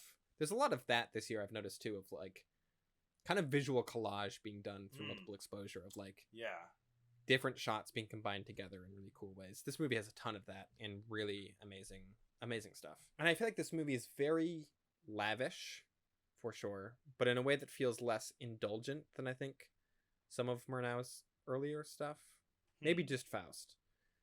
Because Faust is like throwing a lot of stuff at the screen all the time. Right. And it sometimes, I think I said in that episode, like, it feels like he's kind of showing off sometimes. Whereas this movie is just as lavish, if not more so, but it doesn't feel as indulgent. It's visually rich, but it feels like it should be. Yes. And it feels like it feels motivated and earned, and it has a point. I think that this is another example. You were talking about those early shots. Something that Murnau does that I really like is that he has so much depth in his shots. It's like, it's not like there's a lot going on in, like, what axis would you call that? I don't know what all the axes are. Oh yeah, the z-axis. Yeah, there's so much going on in the z-axis, but without being busy. Like, it's all very thoughtfully put together of where things are in the frame and like how they're lit, so that you can have these shots that are very often, it seems like another big motif with him is like glass in the middle of the frame. And so they're like separated by glass and all this other kind of stuff. Yeah. And so those, they're shots of like a train station, right? At the beginning of the movie. And yeah, it's just like beautiful. It's beautiful. Yeah. A lot of camera movement. And a lot of like subtle camera movement too, in ways that feel very modern. And I think feel modern in a way that I think a lot of like 30s and 40s movies don't, because they were kind of restrained by sound tech, where they had to shoot on sound stages and they had to put the camera in a giant box to film in because of the sound.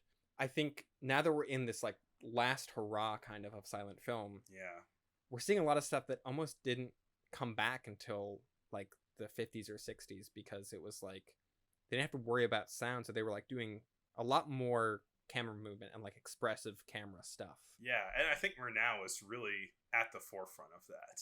Oh yeah, because like Last Laugh was a huge, that I feel like really kind of pushed like the medium forward in a big way. And I feel like even other directors saw Last Laugh and they're like, oh shit, we gotta do more of this now. We gotta move this camera around. Yeah. So I don't know. We should probably. This movie's not super plotty. This movie kind of feels almost like a fairy tale. Yeah, in terms of how it could just get really dark really quickly. Yeah, or start really. I mean, it starts with this sort of like, kind of establishing the setting, right? Of like the city, the country. Yeah. Life is happy. We see people going across the water from the city to the country, and then we meet our main characters who are not in the best place in life. No, they're a husband and wife who their marriage has lost all happiness. The husband doesn't love the wife anymore, and he's being seduced by this vamp from the city. A city woman, I think is how she's referred to. A city woman, a woman of Paris. So he's just like a total garbage man. Yeah, we see a brief kind of flashback of them in their happier days, like on the farm, and then we kind of contrast that with now they're both just like miserable, both depressed, miserable, can't even look at each other. They have a child that neither of them seems to pay any attention to. Although, they just have a nanny. The wife, like, she seems to be, there's nothing wrong with her, right? There's something wrong with the guy. Yeah, it's just like she is just living a horrible life. Yeah. So the husband is, and there's no character names in this. It's just like the man, the woman from the city. Yeah. I think it is like husband, wife, woman from the city. So the husband goes off to meet the city woman in a sort of sexy swamp rendezvous at night. Meet me in the swamp. She's like, is that our episode title? Sexy Swamp Rendezvous? She's like, let's get Shrekky in the swamp. And she's like, hey, it would be a good idea. You know what I've been thinking about? Because, we really want a relationship to take off here. Well, first she's like, I think you should move with me back to the city. Like, you should come with me back to the city and we can live together. And he's like, well, what about my wife? And she's like, you could always just drown her, I guess. That would solve that problem. And initially he's like, what are you talking about? That's crazy. Get away from me. You're horrible. And then he's like, now that I think about it, I really could drown my wife. And so he like goes through this whole plan. I mean, there's like moments where he's definitely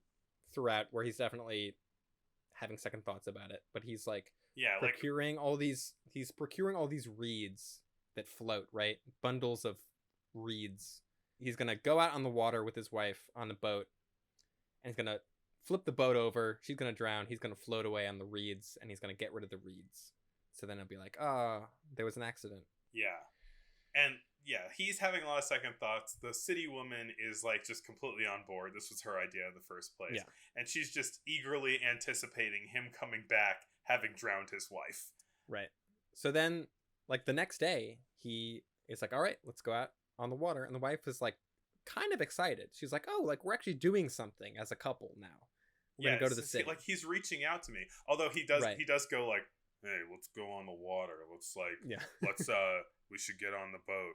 That'll be a good idea. The husband at this point is the most surly looking man alive. So yeah, they go out in the water and he is about to just like chuck her into the water. He is like, he's like hulking over her. Like you see this shot of his back and her just horror looking at him. So good. Yeah, realizing what he's about to do. Yeah. So like, she's having this kind of cautiously optimistic time with this guy who's acting weird. And then she's like, oh, that's why he's acting weird. Like, oh God. He's going to murder me. So he has second thoughts right as the closest he could possibly get to murdering her and not doing it is how far he goes with it. And he is so scary is the thing. Yeah. He is going to kill her. He has like lost all soul. You can see murder in his eyes. Yeah. And like when he's not saying anything either, right? Mm-hmm. Like she's trying to have conversations with him and he is just silent. He's just rowing like on a mission. After this happens, he's like, oh God, what have I done? Yeah. He sits back down and still not saying anything, just quickly rows back to shore. And he's like, "Baby, let's talk about this." And then she's like, "No." She just runs away. Yeah. As well she should. She runs away from the person who was about to murder her. And he chases after her, and they get to a sort of trolley that leads to the city. And she jumps on the trolley to escape, and he catches up, and he also jumps on the trolley. And they kind of stand on the trolley in this really tense trolley ride of like, are we not going to talk about the fact you just tried to kill me? But they don't. And you know, I think he's trying to do what he can to smooth things over. But she's not really like, she's like, "You just tried to kill me. I'm not listening to you." Yeah. And like, so she can't, like, they get to the city and she keeps trying to escape from him again, and he keeps having to like restrain her to. Yeah. He keeps like, chasing her and like grabbing hold of her, and it's like, he's trying to, I guess, apologize or to like smooth things over, and it's like, dude, I don't know, that's a rough thing to walk back. Just let it go. Except the movie's on his side. Because, well, the movie is a hopelessly romantic movie, and it needs to start in the lowest. It needs to start in a place where it's like, these two people are not going to reconcile. Like, you can't come back from this. And then they stumble into a wedding. Yeah, they go to a like, church. "We're married." I mean, more or less, yeah. This is why I didn't buy it. Right, it's this scene is like a super pivotal scene, and happens very quickly. And I think this is probably the scene that needs the most work, I guess, because it is like, they go from this thing of like, I need to get away from you because you tried to kill me, to going and watching a wedding happen, and sort of like, remembering that they were married. And, you know, they're the wedding's happening, and they're hearing the talk about, you know, commitment and love and all this stuff, and they're looking at each other, and they're like, we did say all this stuff already, I guess. And so they at least come to a place where they're like, all right, let's at least be there for each other right now. They're like, and so they're like cautiously like, okay, like, you know, I understand that you're not trying to kill me anymore. Right. Okay. Like, clean slate. Let's like build up from here. So then they walk out of the church, and it's like, everyone thinks that it's the couple getting married, and it's just them, and they leave. And then we have basically the entire like second act of this movie is them like doing romantic hijinks in the city. Yeah, which is, it is nice. Like, there is a lot of it that is sweet and very romantic. Right after they leave the church, there's an amazing shot scene of them walking through the street, and the street fades into, they stay in the same place. It's like their center frame. The street around them transforms into like the country. This like sun dappled country land. This, I believe, is a new effect. I think this might be the first time that it is used ever. It's effectively a green screen. I mean, it's a matte shot, right? Like, but it's a traveling matted matte. out. Yes. So it's rotoscoping around them the entire time, where they can fade in these other scenes, and nothing's like that kind of hazy multiple exposure kind of thing. It's like they have like a kind of cutout around them that's done fairly well, and then these scenes are just there behind them. And it's using these effects for like amazing kind of metaphorical purpose. It's like they're like locked in each other's eyes. They're just like lost in the moment, walking together. We see the world around them change, and then the world comes crashing back when all of the cars on the street crash into each other because they're walking through traffic. they're too lost in each other's eyes, and just seeing all of life go by beyond them to realize that they're walking into traffic. Which, I mean, this applies to like this whole middle section of the movie. I think this movie does a really good job of capturing that feeling of like losing yourself in the moment, kind of. I think and that it is the thing visually too. Right. Cool. I think that is the thing that makes this movie work. Despite its ridiculous, crazy premise, is that it nails that stuff so well. Like, once they do start to reconcile, I do really genuinely buy their romance. Like, once there's that initial spot where it's like, it's such a sharp like turn from like murder to like at least kind of passivity, or like kind of coming back from it. That change happens really quickly. But I think the sort of longer build up of them leaving the church, and then like they go to the barber shop and they go into like getting food and all these adventures they have in the city. They go to the portrait studio. That's fun. Some fun hijinks. They go dancing. Like, all of that, all of these scenes are so good and so romantic that the movie just works for me. Yeah, they're rediscovering their love. I'm also a big softie, I'll admit to that.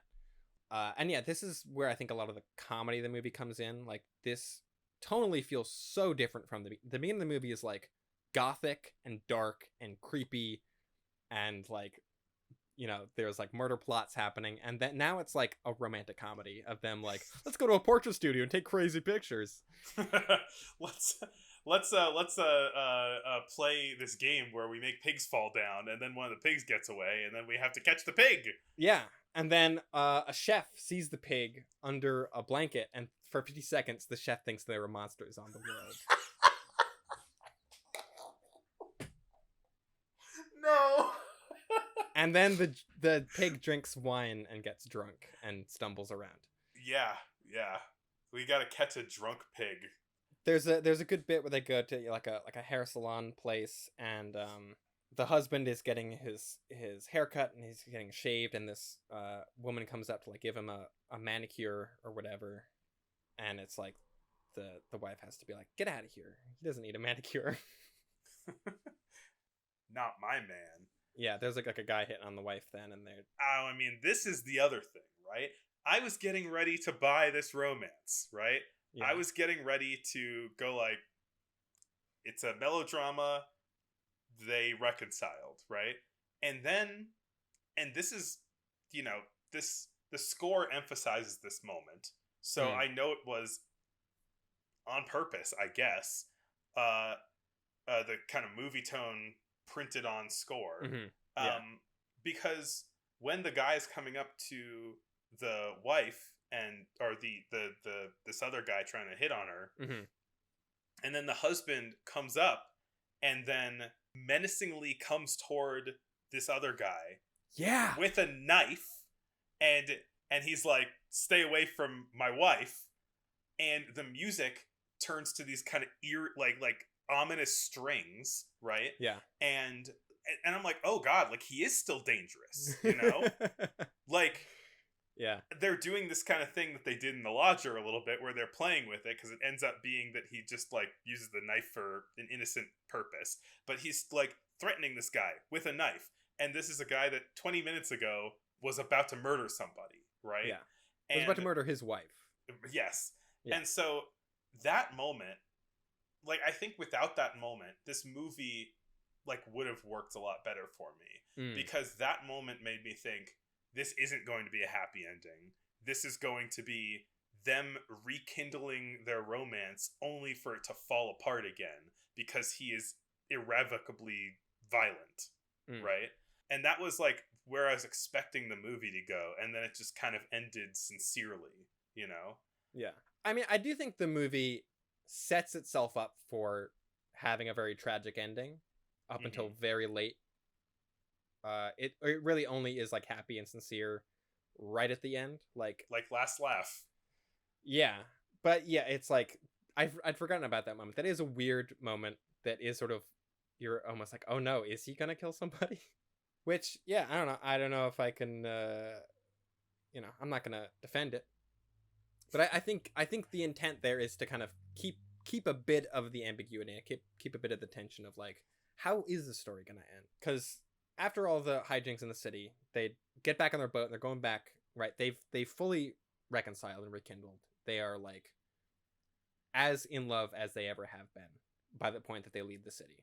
And they get back on the boat and they're rowing back across the water, and a storm hits. And suddenly they're in the stormy waters, they get thrown overboard. The husband makes his way to shore, but he doesn't know what happened to the wife.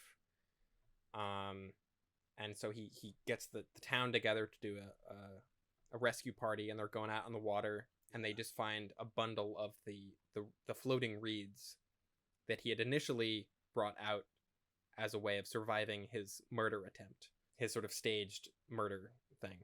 And they're like, oh, I guess she's gone. Like they can't find a body or anything. Yeah. We, the audience, see that she is floating away. I mean, that moment is ambiguous. I think it's like either she's floating away safe or floating away dead. Right. Yes.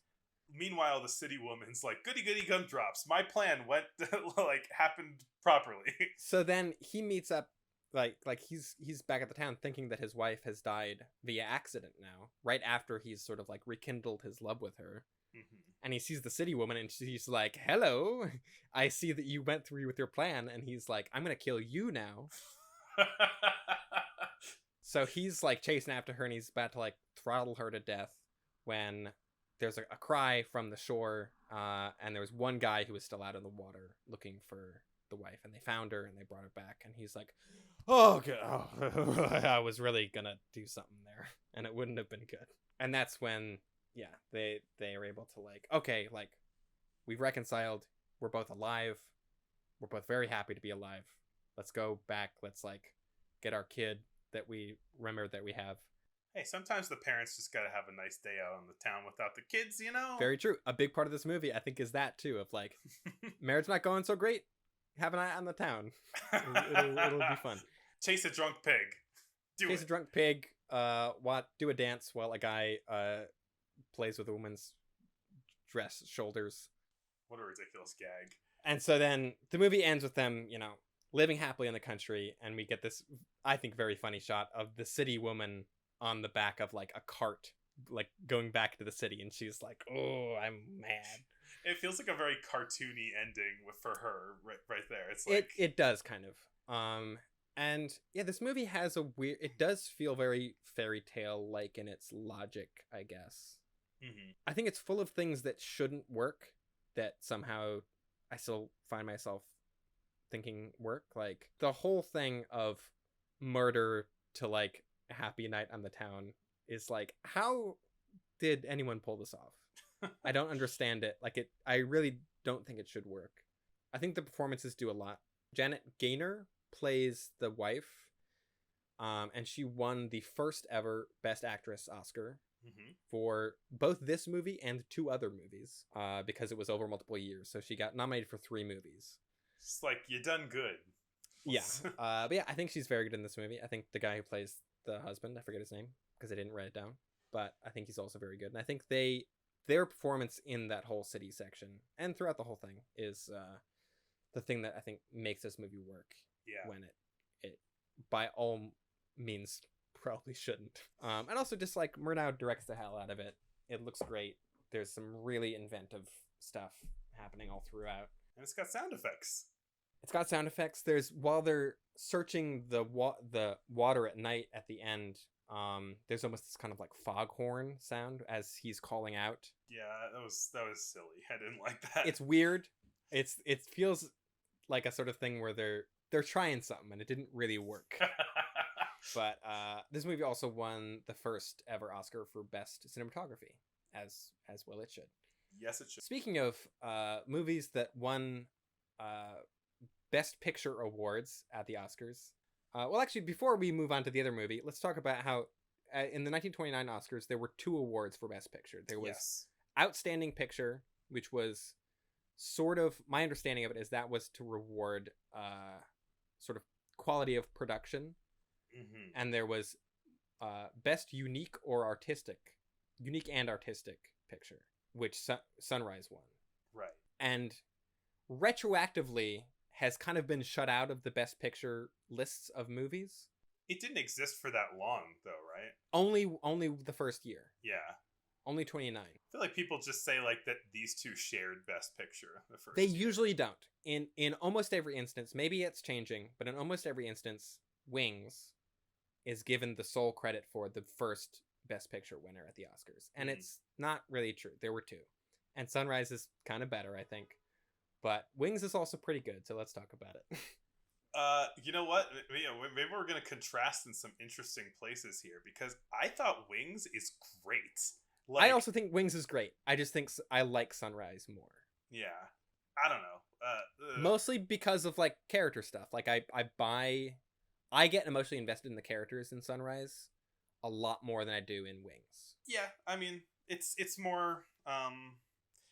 Both of these movies very Hollywood. Yeah, I think that's the other thing that like really makes them fitting as sharing the first Oscar right. For Best Picture is because both of these movies are extremely.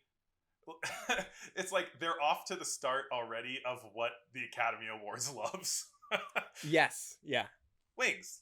Oh, Wings. It's a hell of a picture. It's a hell of a picture. So it is a movie about World War I fighter pilots. It starts off in the country when they're both boys. These two men who are, of course, in a love triangle. It's a silent movie. It has to, more of a love square almost. Yes. Yeah, kind of. Yeah. Yeah, true. I mean, it's a love triangle that then Clara Bow is sort of like adjacent to. Yeah, it's a love triangle with one line sticking out of it. Yes. Right. We meet one of our two like lead characters, or three lead characters, I suppose. It was Jack, who is just a sweet idiot who dreams of flying. I think this character is very dumb. Like conceptually the character isn't dumb, but I mean like the way he's characterized, I'm like, this dummy. What is he doing? He's kind of like getting duped by people at various times. Yeah. But so he dreams of flying, and he builds he's very mechanically inclined, so he builds a race car with the help of his neighbor Mary, played by Clara Bow. Clara Bow, by the way, who was written into this movie after the fact. Like, she wasn't initially, her character didn't exist at first, and then she made the movie It in 1927, which blew up and was super popular and coined the term It Girl. And then they were like, we got to get this Clara Bow into more pictures. Put her in that Wings picture. She can play, I don't know, like a cute neighbor. The girl next door. Yes, literally. Jack, what's her name in this movie? It's Mary. Mary. Yeah, so Jack and Mary grew up together. In the intertitles, it seems to say that like he regretted saving her from a fire. Like, it hints at this backstory that they had. Like she's in love with him, but he kind of thinks she's annoying. He builds this car, and she's about to test it out, and she puts a shooting star on the car. Paints it on the side of the car, and she says, "We can call it the shooting star." And you know what you can do when you see a shooting star, right? And he's like, "No, what?" And then she says, "You kiss the lady you love." And she's like, "Great idea! I'll drive over to her house right now." So he does that, and she's like kind of getting herself ready to go. It's a good kind of comedy moment. Yeah. And then he drives over to this other woman's house. Sylvia, who it says she's advantaged by being the prettiest woman in town, and the guy who's with her is advantaged by being the richest boy in town. David, the local rich boy. Yes. They're introduced swinging on a swing, but the camera is also like mounted on the swing, so it's like we see the background like swinging around behind them. It's a really cool shot. Yeah, and as they with each swing, it's really good. Like you were saying, like with each swing, Jack gets closer and closer until you see the car coming behind them. Yeah, it's very silly. You know, the two of them are on the swing talking about how much they love each other, and then Jack runs up behind them and he's like, "Hey, lady, want to go ride in my car?" And she's like, "Okay, sure." And yeah, she humors him, as she does kind of a lot throughout this movie, to a point where it's like, you gotta stop it. But so then war were declared, and both Jack and David enlist to be fighter pilots. And while they're like enlisting at like the army center, there's a German man there in line, Hermann Schwimpf. Schwimp. I feel like the wimp in there is probably intentional. Intentional, yeah. And the recruiting people are like, "What? You're German. Get out of here." And he's like, but," and he shows that he has a goofy American flag tattoo on his arm that he like jiggles around like it's waving. And they're like, "All right, you're okay. You have an American flag tattoo. Clearly, you're patriotic or whatever." It starts this like recurring bit through the movie where people think like, "Hey, you're un-American." And he goes, Yeah. "Wait a second." He pulls his arm. He pulls the sleeve off his arm, and like he's So gonna goofy. about to punch you. And then he does it to reveal his American flag, which you can see like the sticky part of a temporary tattoo on the edge of it. Maybe people just didn't know what temporary tattoos were back in the day. But yeah, he's like a comic relief character. I will say, we're talking about War Were Declared, is that we were talking about like cool animated title cards, and one was in Sunrise where when she says "drown her," like the and then the letters fall down like "drown," like the her. letters melt almost like they're turning into water. Yeah, that. And then rules. also, I guess I should have mentioned this a second ago, but like she says "drown her," the letters come back up or come down, and then at the end, like the end, it comes back up, like it rises out of the water, you know. So that was cool. But in this, when something has crept into the lives of these innocent young boys, war, and it's a big word that says war, and the letters are on fire. It's great. Yeah. Yeah, 27, great year for like big dramatic intertitles. Yeah. Yep. Moloch, war, drown her. Maybe that should be the name of the episode. But so before they leave, Sylvia makes a nice little locket with a picture of herself for David. But then Jack shows up to the house and is like, "Cool locket. This is for me, right?" And she's like, "Sure. Yeah, fine, not it's even. for She's you." like, wait. There's something written on the back of it. Like she doesn't say this, but right. She writes a little love note to David on the back of the picture and puts it in the locket, and Jack just assumes it's for him and takes it. And doesn't give her a chance to ask for it back because he is incapable of reading the room. Yeah, Which also, side note, I think we got to bring lockets back. No one's giving each other lockets anymore. I feel like that happened in the 90s. I Did remember it? being a kid and like people talking about lockets. Maybe. I mean, I was maybe too young, but I don't know. I saw this movie and I was like, "Oh, lockets.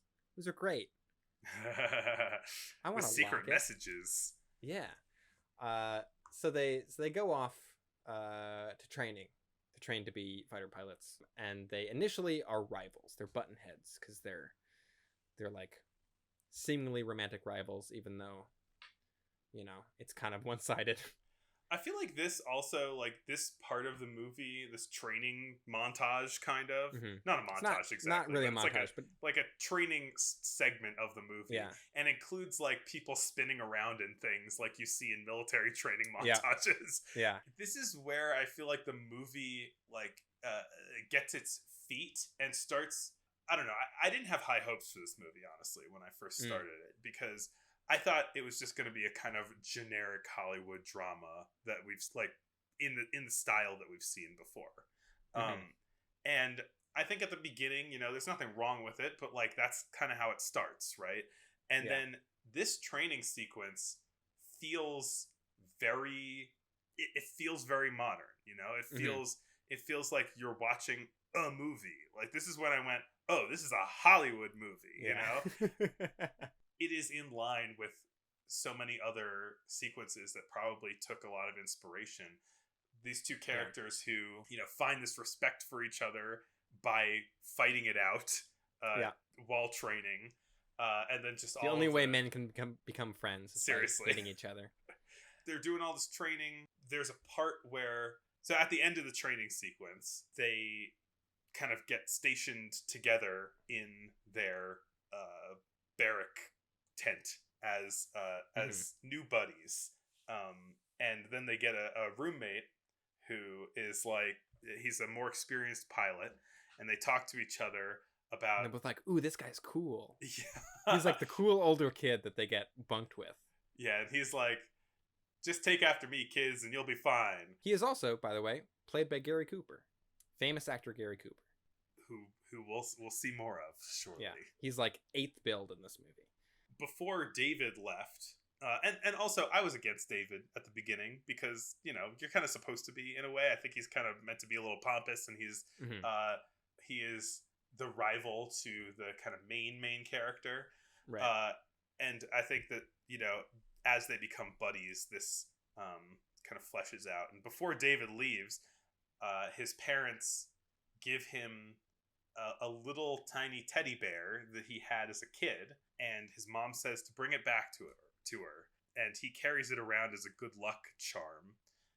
They're talking about their good luck charms to each other in the tent with their cool older brother there. And so David's like, I have this lucky charm. It's my teddy bear from when I was a kid. And then Jack says, I have a lucky charm, but you can't see it.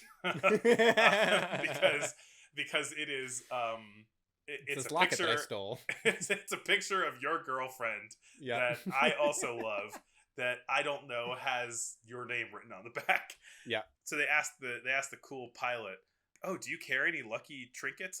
He's like, a lot of people do that, but never been my style. I just think I'm too cool for Lucky Charms. Yeah. It's just like, I think someday you're going to go, or you're going to go. Then that's going to happen. Whatever. Anyway, I'm going to go do some test flying. And then he immediately crashes and dies. Yeah.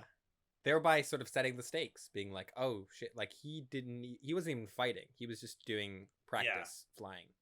Yeah, it is serious. It's not jokey, but yeah, and that's the moment, you know, this movie like starts as this kind of innocent fun, then it becomes this kind of like boys being boys thing, and then like when the guy they just met just dies, then it starts getting real. And pretty much right after that, like plane fighting starts. Yeah. A quick thing about that boxing scene from the training earlier, the sergeant who's teaching them to box was a real boxer named Gunboat Smith. Oh. Which is a great boxing name. Good I just needed to call out old Gunboat for a second. But yeah, so after the training stuff, they go off, you know, to fight the Germans, and we get our first proper like dogfight scene with real airplanes flying around. Yeah, it's wild. It's crazy. They are going out for this kind of routine, like inspecting the perimeter, and they're being commanded by a much more experienced pilot who didn't just die. You know, they're asking him like, do you think we're going to see any action? You think we're going to see some heinies, they call them. Which I understand why, but every time that comes up in the intertitles of like another heiny, I'm just like, God damn it. Why did they have to call them heinies? I guess I don't know where that's from. Like a similar root to Heineken, I suppose. Yeah. And the guy's like, I have a feeling we will see some Germans. I've got a rival. He's like who is he called? It's like the Red Baron, basically. It's not the Red Baron. It's like the Blue Falcon. It's something else. Off-brand Red Baron. Exactly, yeah. And sure enough, like it's their first time flying officially in the field, and then they face combat. Yeah. And those airplane dogfight scenes are ridiculous. Yeah, because they're just flying real airplanes around and filming it, and they're like catching fire. They're shooting out smoke, and there's some hand painted fire added in just to make it a little extra dramatic. But it's like they're just doing dogfights in real life. They're not actually shooting at each other, but still, it's like the aerial footage in this movie is crazy. Like it still looks as impressive as it did then, because they're just filming real stuff. Yeah, and this is the kind of thing that like would be done with special effects and not have the same like grit that it does here. But like this feels intense. It feels dangerous because it was. Yeah, like the hand painted fire. The pretty much entire movie has got like a kind of sepia tone on it. There's a couple like blue scenes to signify night yeah. and the like, but it's fairly monochromatic. But yeah, there's a couple hand painted flames coming off of the planes that are going down. There's real smoke coming off of them, but the flames are added in. Yeah, the only colors are like yellow, blue, and fire. Yeah, when they're shooting their machine guns, they have more like hand painted like muzzle flashes kind of. Mhm. The German planes are called Fokkers, which is actually what, the type of German plane in World War One that was flying around. But it is funny in the intertitles when they're like, there's a bunch of Fokkers coming down on our tail, and it's like, it's not supposed to be funny. Yeah, they keep referring to enemy planes as Fokkers, and it made me giggle. So yeah, they have their second first... Meet the Parents reference in this episode. So they have their first battle, and I think it's David his gun jams, and he's about to get shot by the Blue Baron or whatever his name is, but he sees that the gun is jammed, and he's like, I can't shoot this guy down. And there's a title that's like, the Knights of the Sky have chivalry too. yes, yeah. So he flies away and lets them live. But then they get some medals for their bravery in the battle. And meanwhile, we see that Mary has joined the war effort as an ambulance driver, and almost gets blown up when there's a bombing raid over the town that she's in. Yeah, and like there's another kind of plane action sequence. They've got these like peppered through the movie, I think, at very good intervals. This movie's pretty long, but I think the pacing is quite good. Where it gives you like some kind of drama on the ground and then action in the skies. Yeah.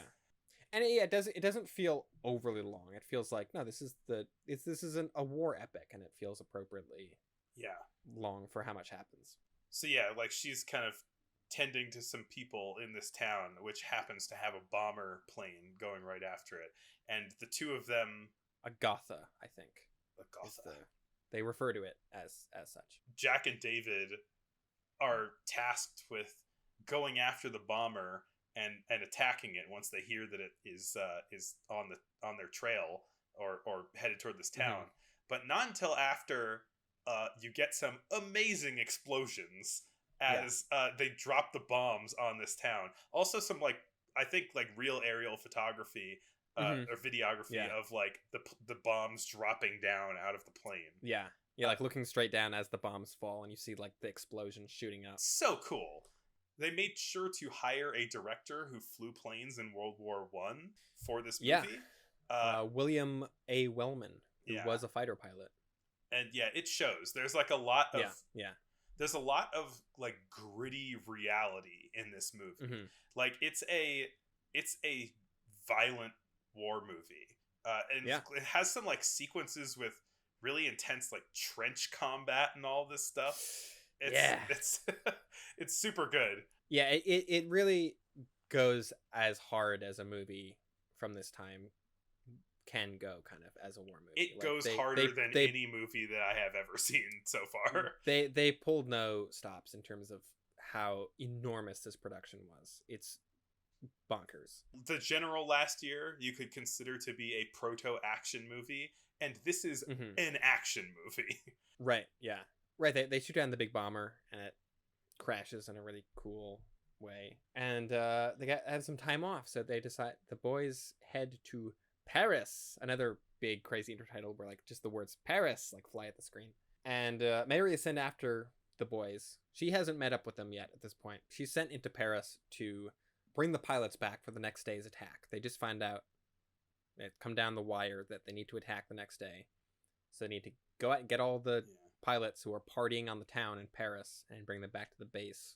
Leave is canceled because we've got the big push. Yeah. So she's asking around people in Paris, like, where are all the pilots? And it's like, oh, I saw those two. They were just in a peach of a fight.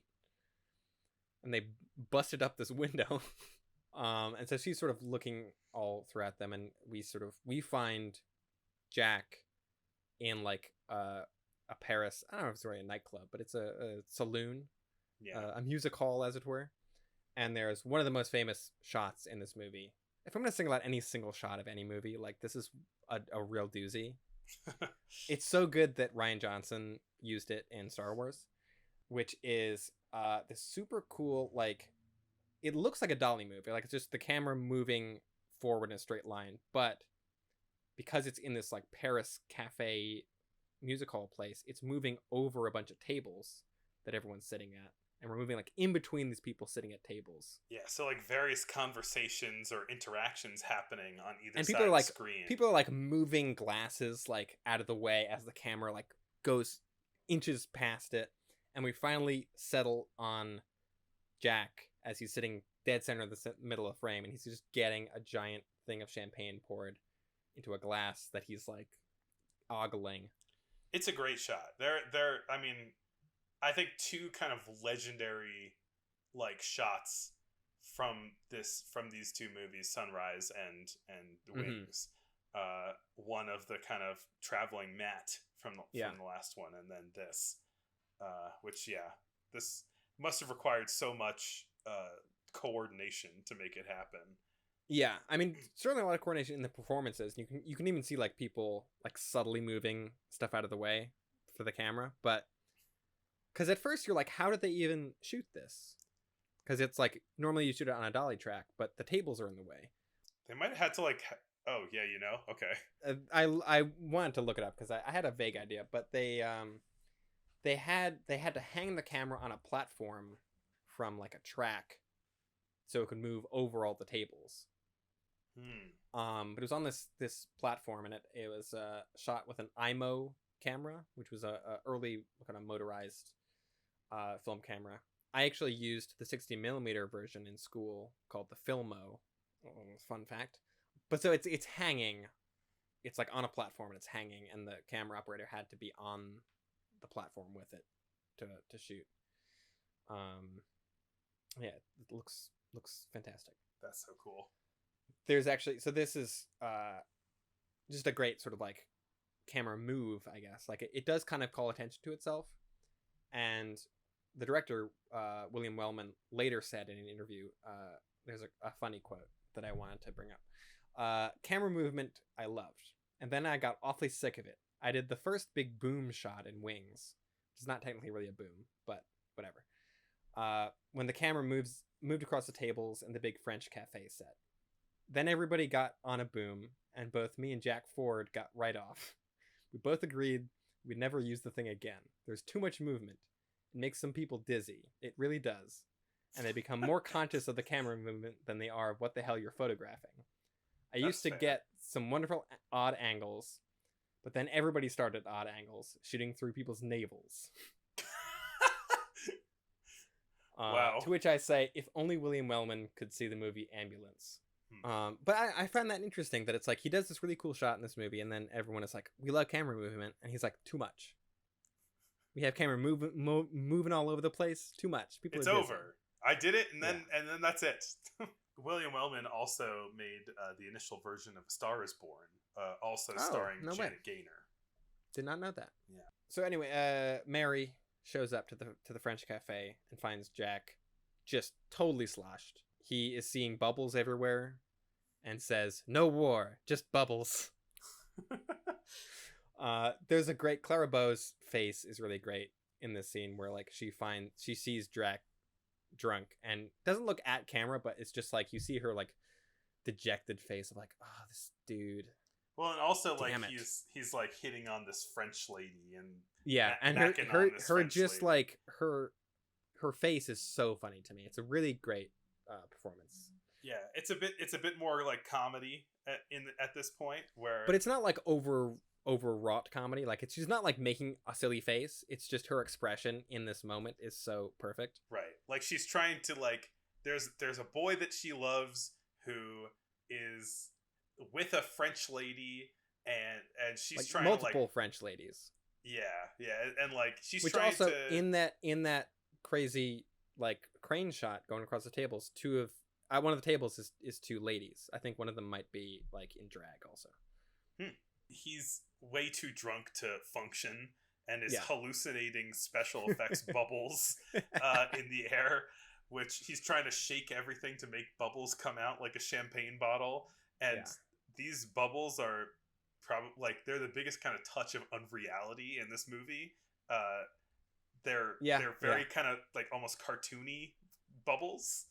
Yeah, for sure. all these hijinks of her trying to like collect him, basically. Yeah, Mary like meets an old French woman in the bathroom, and like she gives her a fancy dress to like get, you know, try to get Jack to notice her, because like he won't even look at her while she's in her uniform. He's like, get out of here, He doesn't recognize her. Yeah, he's also just entirely drunk, so it's like he can't even see anything besides bubbles. But her fancy dress is shiny, and so he thinks it's bubbles.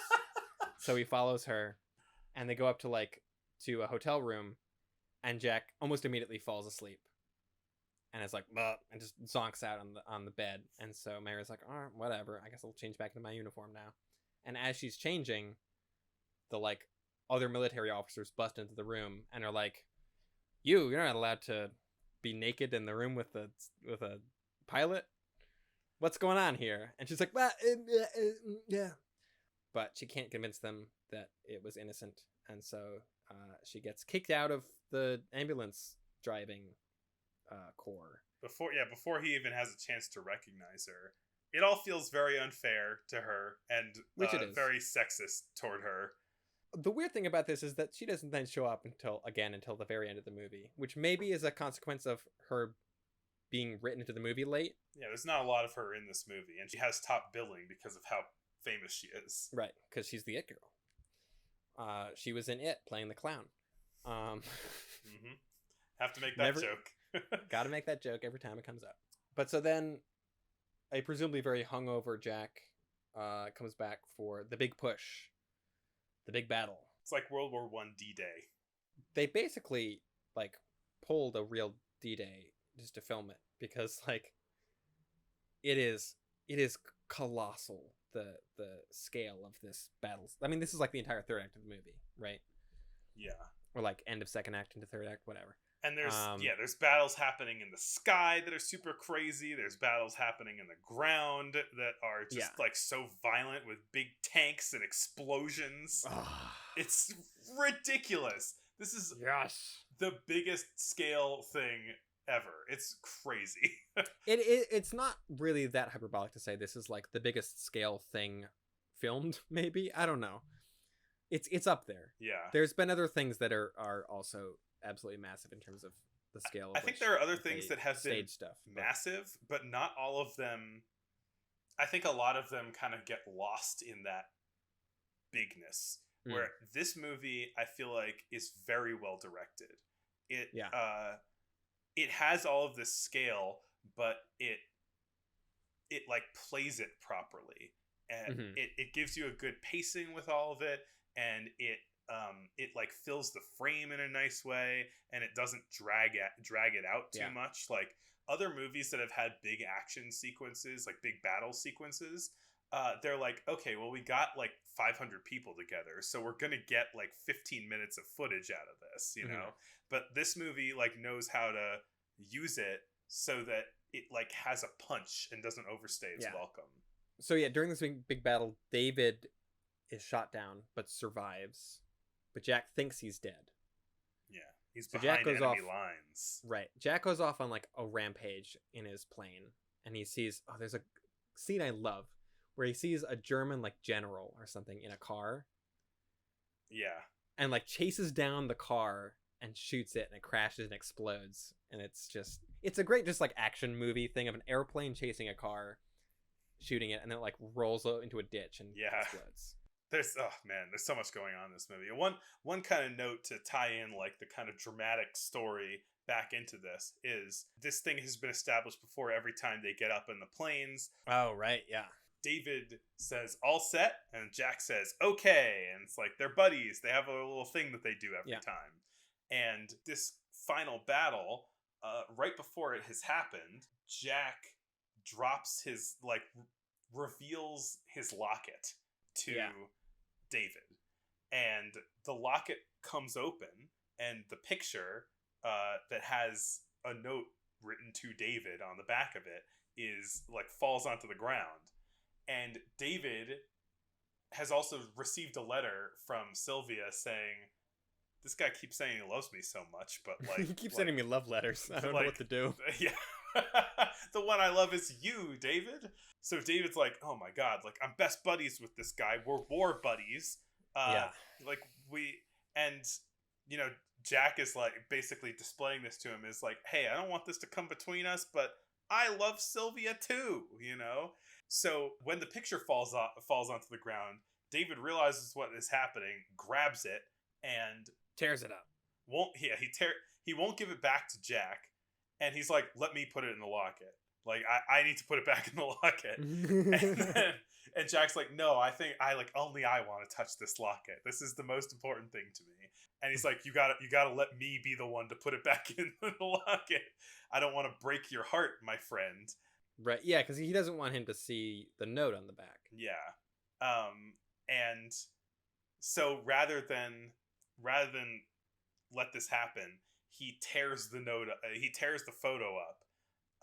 And Jack is furious with him. He's like, I thought you'd be better than this to let this get in the way of our friendship. But he's really trying to protect him.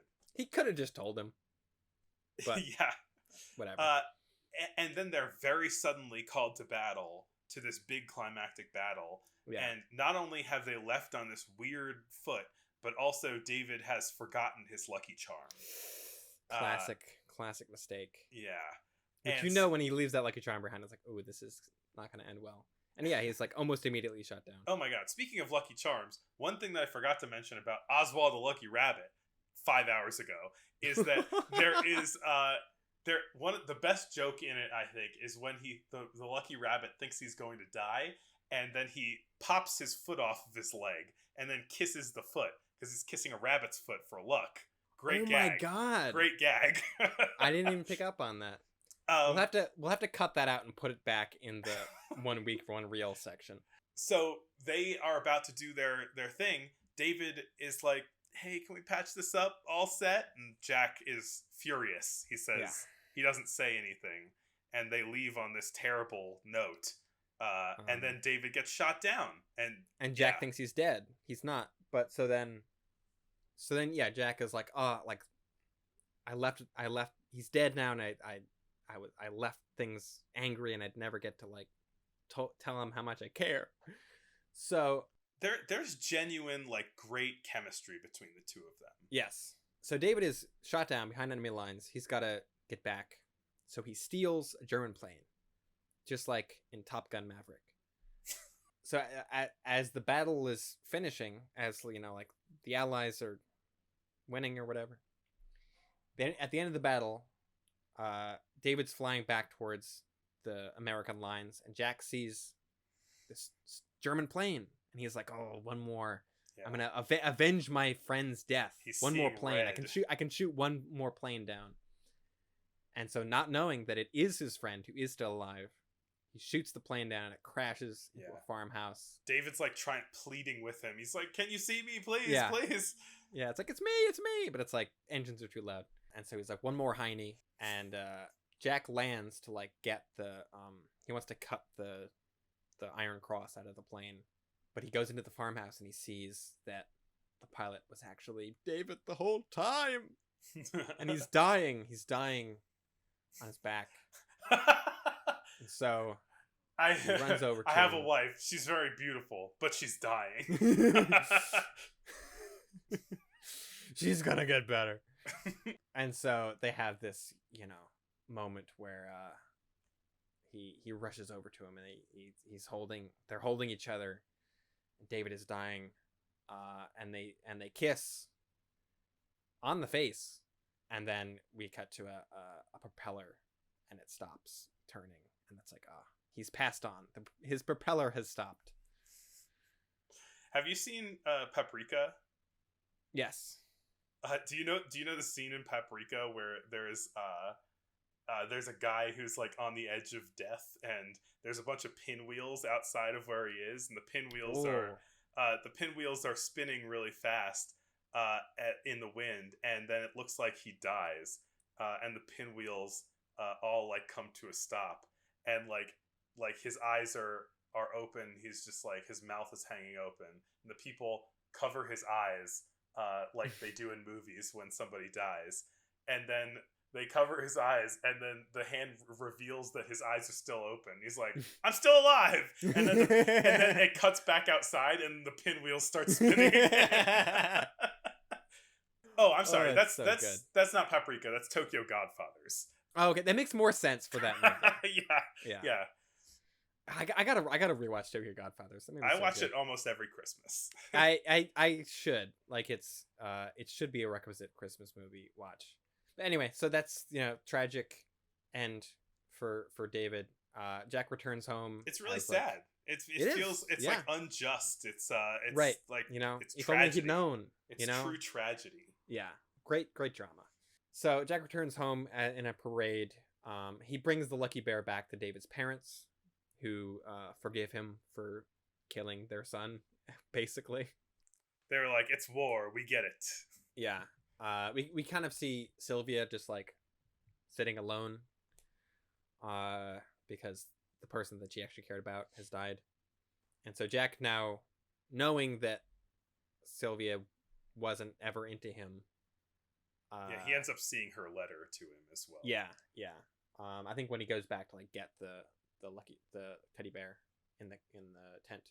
So then, realizing that the woman that he cares about doesn't like him, he's like, "Well, who else do I know? Oh yeah, that gal Mary who lives next door." And so then they go and they see a shooting star, and they do the thing again, and then they kiss, and it's sweet and nice. I don't know. I have mixed feelings about this ending. I don't know. It's like, I mean, she's a little she's underdeveloped, Clara Bow's character, and their relationship is underdeveloped, but I think it's kind of like this, she was the one that was there all along, she's the one that I was meant to be with. I used up all of my softiness watching Sunrise, I guess. It is sweet. Speaking of Clara Bow's character being underdeveloped, there's another funny quote from here saying, "Wings is a man's picture, and I'm just the whipped cream on top of the pie." Oh my god. That's quite a thing to say. That is a thing that only someone would say in the 1920s.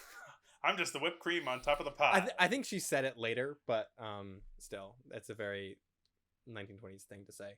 This movie is sometimes cited as having cinema's first gay kiss, which is not correct in a way.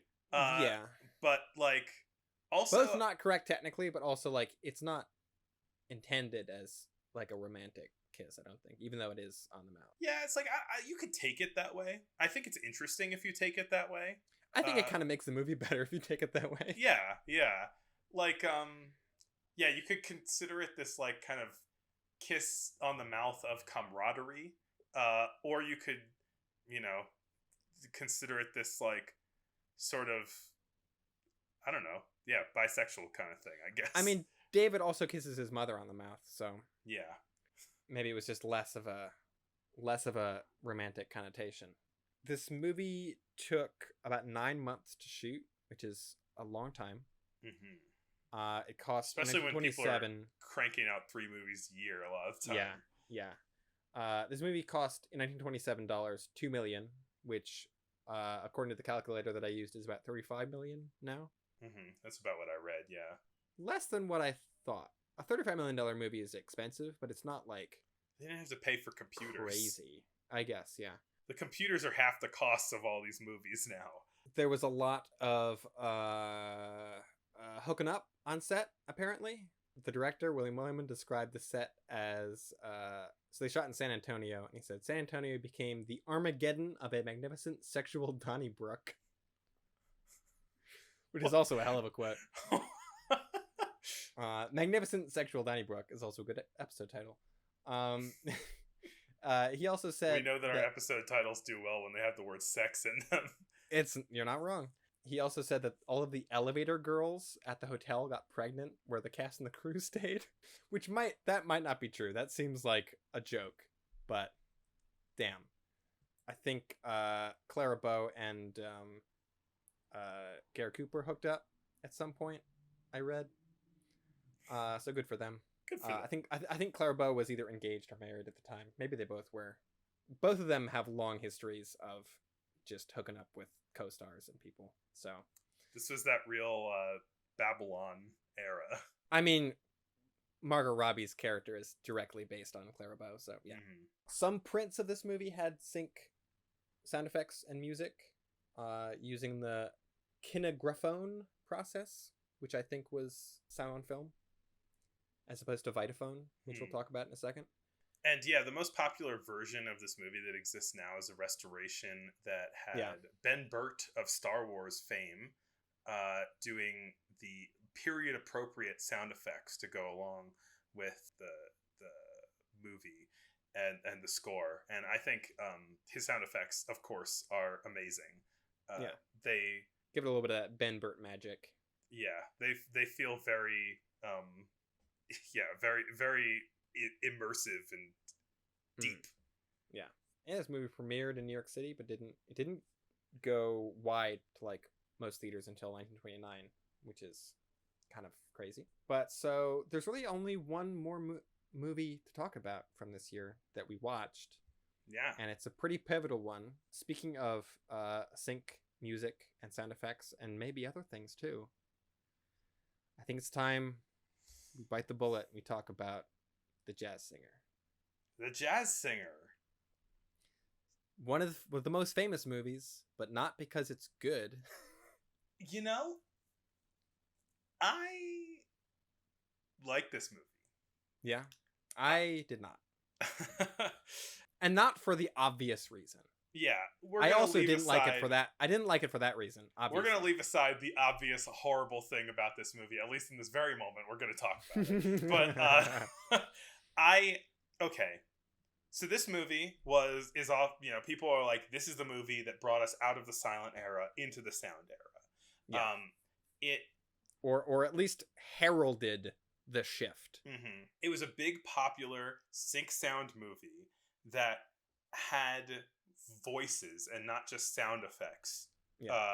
In dialogue. Yeah, dialogue and singing in this movie. It wasn't just a little experimental film that was playing at a very particular theater.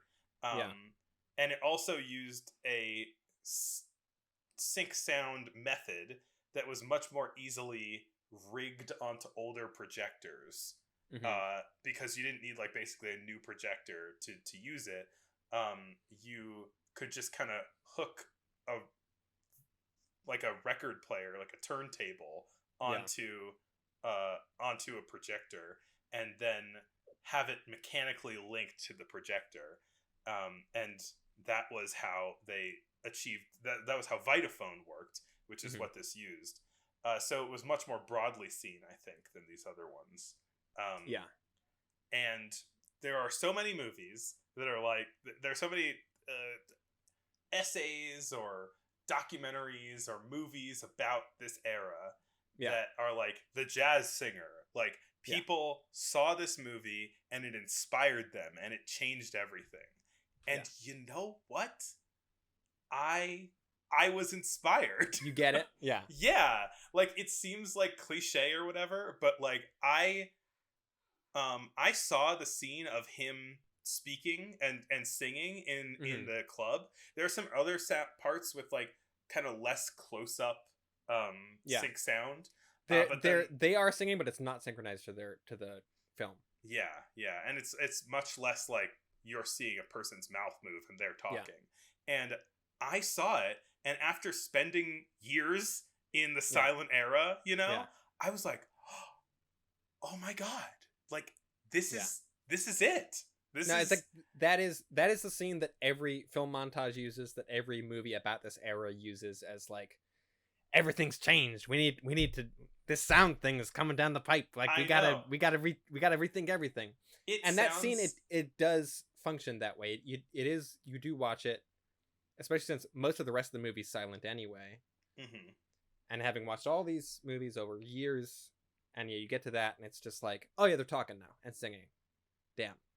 And it's there is a real palpable energy to it that is different and exciting and new, and it is bringing you into the film in a way that previously has just not been possible. It's corny, but I felt it, Yeah.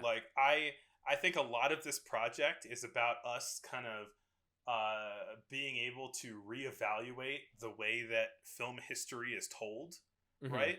We can kind of experience things in a simulated real time so that we can get a sense of how revolutionary something is or is not.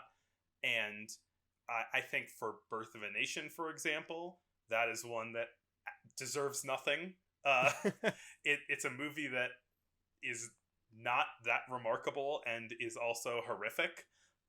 Where this, I think it deserves the praise that it gets. I think it feels special. Yeah. I mean, I think that scene is good. I think the rest of the movie around it, it's okay. Significantly less so. Before we get into the real meat of it, there's two quotes that I pulled up that I think are great, just context for this movie being made. One is from Harry Warner, who's one of the Warner Brothers, who Warner Brothers made this movie. This quote is maybe apocryphal. He might not have actually said it, but it's, "Who the hell wants to hear actors talk?" when he was being pitched, synchronized dialogue.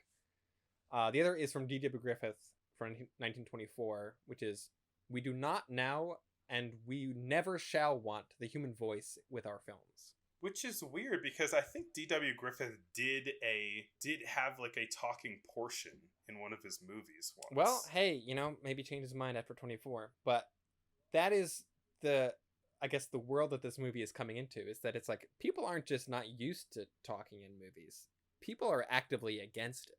Or at least people in the industry are. They're like, "What? No, gross." That is sort of like another part of this era of film that is found out, that is talked about and like is part of the story, is this kind of resistance. People thinking that it's like it's not artful to make a movie with talking, right? It's too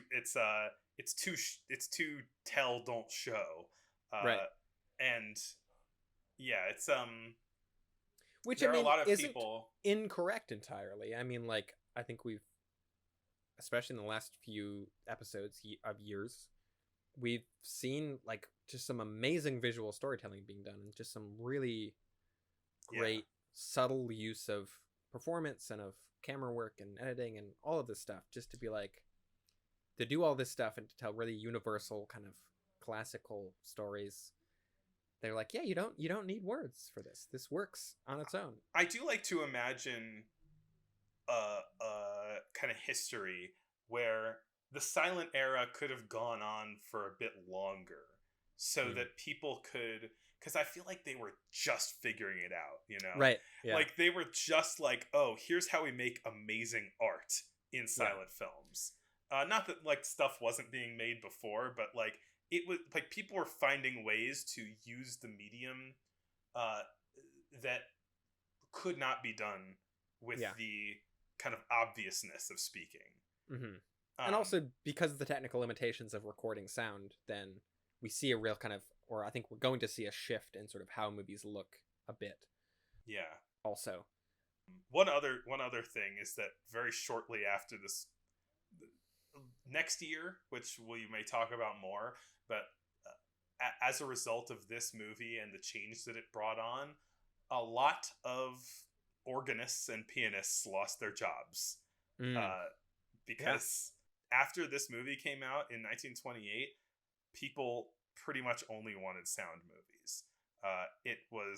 They were by far the most demanded thing of studios. I mean, it definitely wasn't an overnight shift. I mean, I think probably by like the early 30s, by and large, every major release was a talkie. But I mean, we have a good couple of years of silent movies left to watch. They're still straggling, but like I think that. But it's pretty quick. It's a couple of years and it's done. Yeah. I mean, a lot of people in studios were clamoring to like add sync sound to movies that didn't have it, because it was a good selling point. And they were a lot of the early 1928 movies were like The Jazz Singer, where they had partial like scenes that had sync sound, sync dialogue, that kind of thing. And then the rest of it was a silent movie. But in the next year, we have our first all talking picture. And that's the kind of thing that they were like, oh, like, we got to get on this, basically. I mean, as dramatized in the movie The Aviator, Howard Hughes was filming Hell's Angels when this movie came out and was like, I think we got to reshoot this whole thing with sound. And he did. I think there's a lot of silent footage in that movie still. I don't think he reshot everything, but I mean that is a talkie. So yeah, this is based on a play, oddly a non-musical play. All the songs happen off stage in the play. Oh, weird. That is partially inspired, or like loosely inspired, based on Al Jolson's real life. Also, weirdly, the play not starring Al Jolson, who stars in this movie. Yeah, this weird kind of roundabout situation. Yeah. This movie is directed by Alan Crosland, who directed Don Juan in 26, which was a sync sound feature, but without dialogue. And yeah, Warner Brothers was having a lot of success with their other Vitaphone shorts and features with, sync music. And they decided to take the plunge. They were kind of in a tight spot financially at this point, and they were like, we're betting it all on talkies. And yeah, like you said, there's relatively little sync sound in this. This movie is mostly a silent movie. And there's a couple scenes with talking, and a few more scenes with, it's mostly singing is the majority of it. Yeah. But honestly, the moments in between the singing where there is dialogue is where the magic really happens, I think. Right, because it's almost like the first couple times it's a silent movie, someone will sing a song, and the song is playing over the scene, and it's like, okay, there's a song on this, cool. But then it's when the song ends and it transitions to just dialogue, where it does feel there's that like fundamental shift in terms of how you're experiencing the movie. Yeah. And it seems so casual too, where the dialogue is just this kind of almost riffing in between songs. Like it's not I mean, it literally was riffing. It was unscripted. But it's like, that's where the magic is. Yeah. I gotta say, speaking of those other scenes, for a movie that is like the first movie with synchronized dialogue and songs and that kind of thing, I think that it is doing something that feels like pretty thoughtful for its time, which is that it has like J cuts and L cuts, where it like there are parts where he is singing where you kind of expect, right? We're showing this new technology. We're going to have the camera locked on him in one shot for the entire time that he's singing. And it's like that for a while, but then it goes and the audio continues when it cuts to a reaction shot from the crowd. There's another scene. Or just other things happen, like other parallel action happening that isn't in the same room. Yeah. That is like singing happening over someone else doing a thing. That actually might be maybe one of my favorite things about the movie, is the way it uses that. It's really fantastic. On one hand, might be a way for them to kind of cover up sync issues. Like for the first two songs, it's not synchronized with the film at all. Like it's there, you can tell that people are singing, and also there is a song happening, but it's like they don't line up perfectly. And so they're cutting away a lot. But it's still this sort of like, this singing is happening over this other scene, which is something we just haven't seen before. I mean, but with that cutting away, it's not even, it's like cutting, like you were saying, it's cutting away to other places in space. So the singing and like what that singing means is hovering over those other scenes in another place. Like it's ridiculous. It's so good. The diegetic singing is then scoring a different scene happening at the same time. Yeah. Kind of. You see this in modern movies. Somebody's like, I don't know, there's one character that's in a church and they're singing a hymn, and then like everyone's watching them, and then their buddy is executing somebody, and but then the music stays across the whole thing to draw a parallel. And this movie is doing that. Like the first time they're doing music, because it's the song is then commenting on whatever we're cutting away to also. Yeah. Oh my god, it's so good. That's true. This movie does some things well. I'll give it that. Tell me what But, you hate about it. Well, should we talk about the obvious one or the less obvious one? Let's start with the less obvious one. The less obvious is that I don't feel like this movie earns its like emotional catharsis at all. I did not connect to this movie emotionally on a character storytelling level, other than like it's well directed. Alan Crosland does a really good job integrating the sound into it, and like I said, the editing during the singing stuff, fantastic. The actual story being told, I did not connect to, and I thought it was almost actively working against itself sometimes. I guess I did, but maybe I was just so won over by the gimmick that it got all mushy. This movie is basically Fiddler on the Roof. I definitely quoted Fiddler on the Roof in my notes, so it is about a guy who is the cantor in a synagogue in a very Orthodox Jewish family in New York City, but he dreams of singing heathen music. Jazz, which I don't think any of the songs in this are actually jazz songs. I think they're all just like pop songs from the 20s. It's like pop. It's like kind of that like big bandy kind of not it's quite closer. Jazz. I mean, like, right. It's like there's a little bit of ragtime influence, a little bit, but it's like it's not really fully going into what I think of as jazz, even jazz from this time period. And I also found it very unintentionally funny how often people say the phrase jazz singer, like, it's my dream, I just want to be a jazz singer. And then it's like, you'll never amount to anything, you just want to be a jazz singer. Like, it's used as both this like impossible dream that he's chasing and also this like pejorative, like the worst thing you could ever be, a jazz singer. How dare He's out you there smoking jazz cigarettes. And so his father discovers him as a child singing in like a club, singing ragtime jazz music, raggy times, raggy time songs. And he says, "This flies in the face of tradition." And and I have no son because he beats him with his belt, and then the son runs away because he said, "If you hit me, I'm gonna leave," which, you know, is fair. So he does, and he goes to Los Angeles. He's disowned, and he goes to Los Angeles, where he's a jazz singer, singing questionably jazz songs at the club, eating eggs like a madman.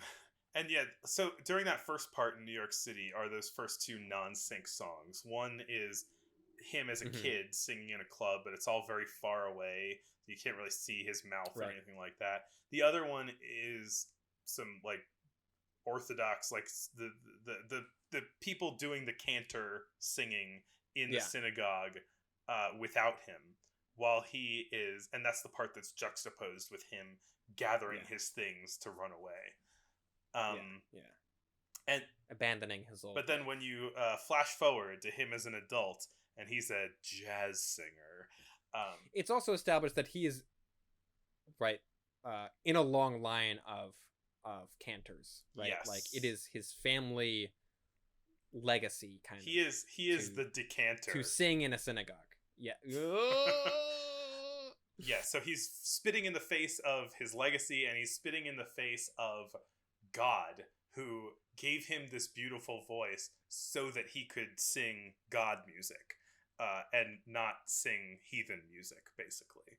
And he's also, his name was, as a kid, was Jakey Rabinowitz, and he has changed his name to Jack Robin, which I feel like, you know, this what is more American than that?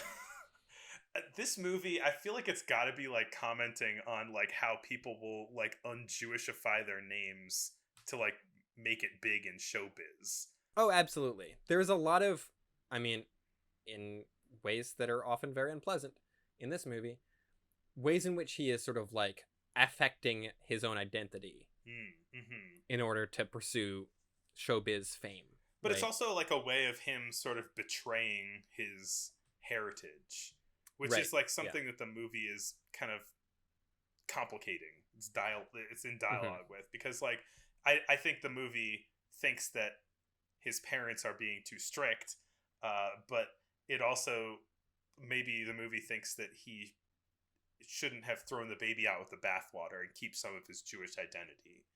So this is the famous scene. He's in the nightclub that he goes up to sing, and he sings a song, and immediately following it, he says, in words that you can hear with your ears, "You ain't saying nothing yet." Wait a minute. You ain't heard nothing yet. Wait a minute, I tell you. You ain't heard nothing. Oh, Or no, you ain't heard nothing yet, right? I messed it up. I actually don't remember if he says seen or heard. He should say heard. It'd be funny if he says seen. I think it's seen. It's like, we've seen a lot, Al.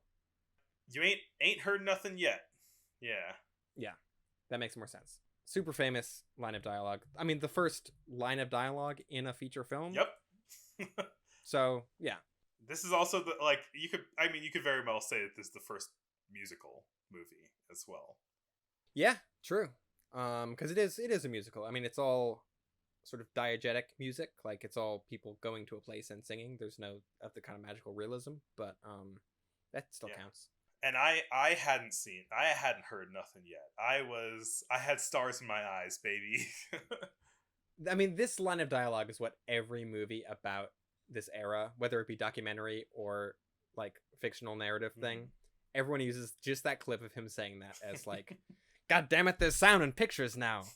I'm out of a job. Yeah. And then after his second song, there is a long applause break where everyone's applauding and banging on tables. And it goes on like a little bit too long to the point where I'm like, do they want us to be impressed that we can hear the applause? That's what it felt like to me. Yeah. It reminded me of the thing that I hate that Marvel movies do now, where they hold for applause after people show up. And actors have to be like, why am I pausing here? And they're like, because the audience will like it when they see. They should just add in like, a laugh track to Marvel movies. They're not far off. I remember in older Marvel movies where I used to miss dialogue because people were like freaking out over stuff. And I actually miss that. I miss going back to them multiple times to like the first Avengers movie. I saw like 3 or 4 times in theaters, and like I caught new stuff every time. You can't stop because, that like, Whedon quippiness. It I can't know, be right? stopped. But people will try though. And they have. Anyway, I like Marvel movies. I don't want to go off on a tirade about them. I just think it's weird for any movie to be like, hold for applause. People are gonna love this, and it's like, all right, calm down.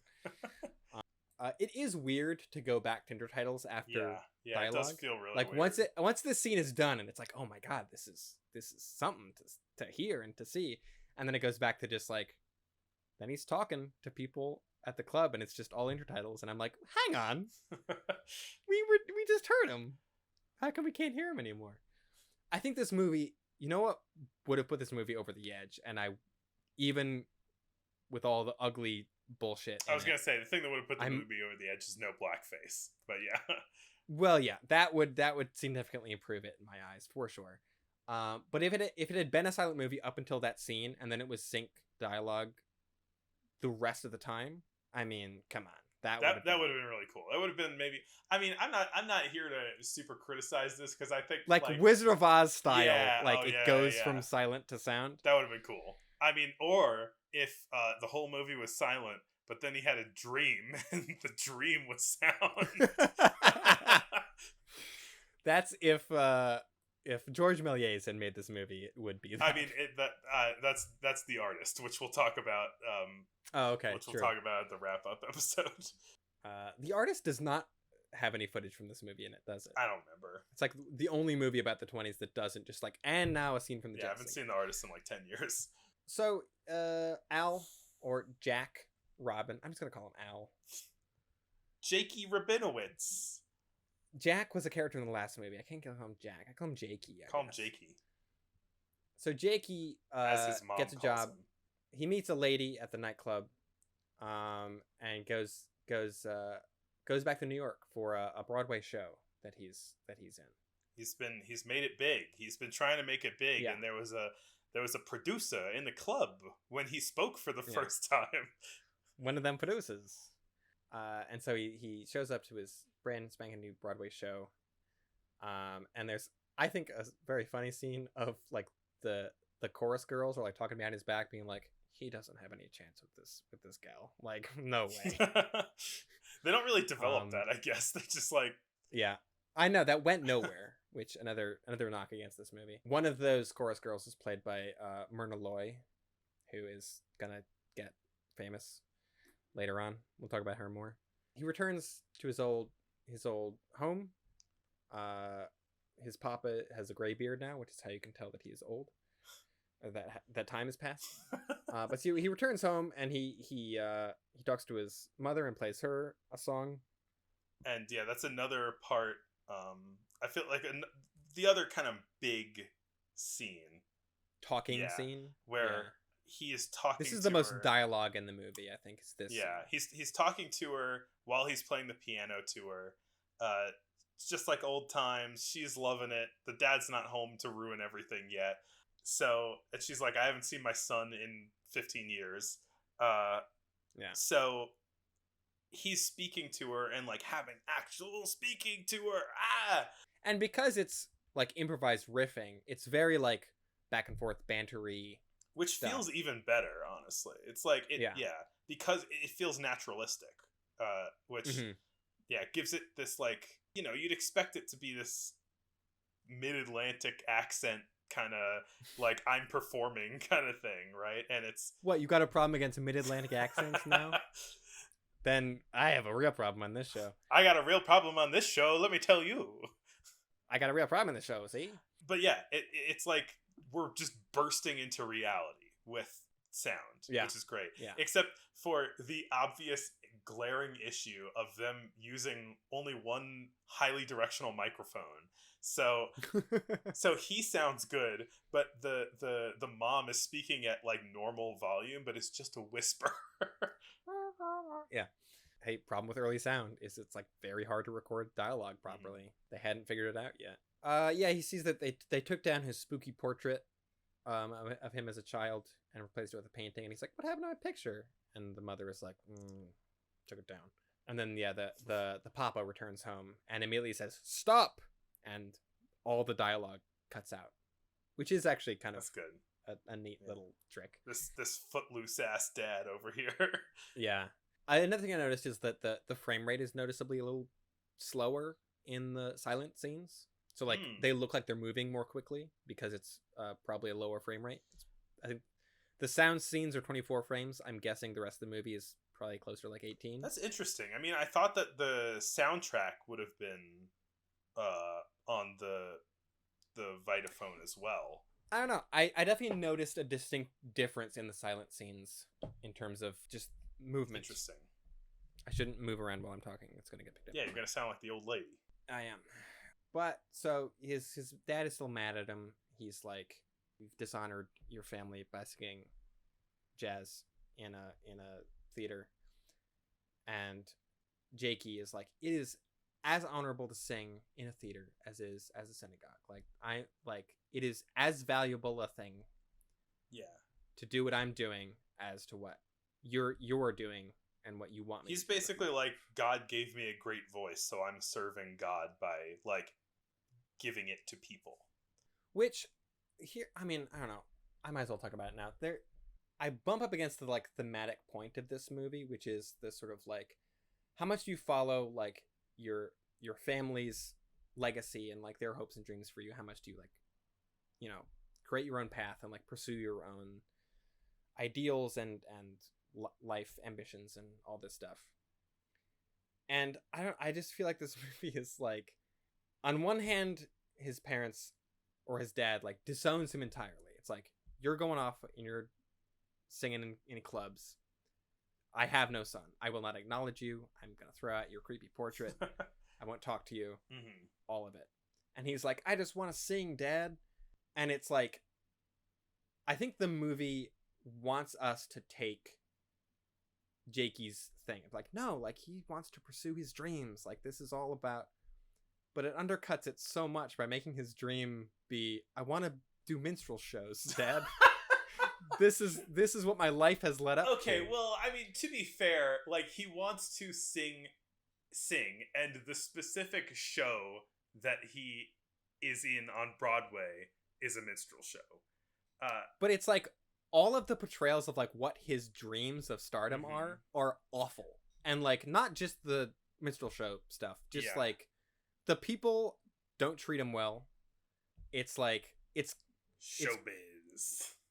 I know, but it doesn't like commit to it. I don't know. Yeah.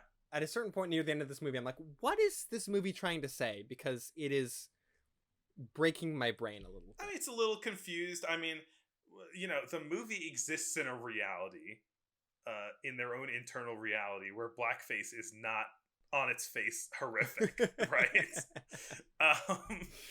It exists in a parallel universe where it's not awful. One other movie that we watched for this podcast that we're not talking about, because this is already going to be our longest episode, is College, which had another Buster Keaton, which had another blackface scene, which acknowledges the fact that blackface is horrible on its face, because he does it, and then when the black people around him find out, they start chasing him with knives. Yeah. It's still a bad scene, and it shouldn't have been in the movie. But yeah, no.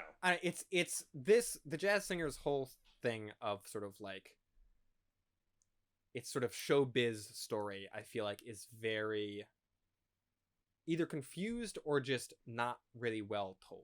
Yeah, I mean, it's about a character who doesn't know what he wants, right? It's about a character who is of two minds, of two worlds. Yeah, but I feel like it doesn't make that into compelling drama, that aspect of it, anyway. Yeah, that's fair. I don't know. It works. And maybe for it's the me, fact that but Al Jolson isn't really an actor; he's a singer, and so when he's just like riffing on the piano, it's like, okay, yeah, this is fun. he is a singer, by the way. But when he oh, go ahead. but when he's asked to like do a dramatic scene where he has to like choose between his dying father and his dress rehearsal, which is sort of like, dude, go to your dying father. It's the dress rehearsal. It's fine. They said this is as important as the real thing. Yeah. That if you might don't be go where to the movie, dress rehearsal, you'll never be respected in this town again. that might be where the movie completely lost me, where I was like, this is horseshit. Well, yeah, and then he ends up choosing his dad. It's this big... Well, after the dress rehearsal he does. Right. So there's basically two scenes where he's asked to choose between his dying father and singing at the synagogue and doing this big Broadway show. And there's the dress rehearsal and there's the show in the evening. And during the dress rehearsal, the less important one, he picks the showbiz side. And then after that's all done, right, he's like, all right, I guess I can go visit my dying father now. And the dying father was like, I love you, boy. And it's like a dramatic scene, and he gets validation from his dad because he came to visit him. And then he chooses to go sing at the synagogue the night of the actual performance of the Broadway show. So he dips out of the Broadway performance to do the thing that his father wished, and to be in tune with his, or commune with his dad before he dies. And there is this stake set up of like, if you choose this, you'll never work in this town again. And he says, I must choose family. I guess. But then it's fine. Yeah, I guess what you're saying is then that it completely there's undercuts no, that by saying like, right? Yeah, people got over it. It was fine because he's so good. Right? He sacrifices nothing by going to the dress rehearsal, and he sacrifices nothing by going to the synagogue. Haven't they read the book on screenwriting? In both cases, the least interesting thing happens dramatically. Yeah. I don't know. You're right. You are right. What else happened? Well, and then he does a whole blackface routine. He does several blackface routines more than once. I'm gonna say that the blackface routines are the worst part of the movie. Yes, for sure. I like by a lot. I'm gonna stake my claim Hot there. take. the showbiz girlfriend goes kind of crazy towards the end, and she's like, "This is your life. This is all you have." And it's like, do you put your career above me? yeah. And then he's like, "I guess I do, kind of." And she's like, Good. "Respect." Yeah. You need to want it. She gets really fanatical at the end in a kind of strange way. Right as he's about to go sing at the synagogue at the end, his mom says, "If you don't sing with God in your heart, Papa will know." It's like, no pressure. Papa will know. And then the Papa says, after he sings his traditional music again, he goes, "We have our son again," and then immediately dies. So at least, they wrap that up right there, yeah. And then the movie ends with a nice big, blackface number, and the mom cries. She's like, "That's my son up there. Yeah, that's my wonderful booby doing blackface." So yeah, I didn't like this movie. I agree it does some things very well, and I think that famous scene that always gets put in everything is a great introduction to dialogue in movies, or to sound in movies. Like, yeah.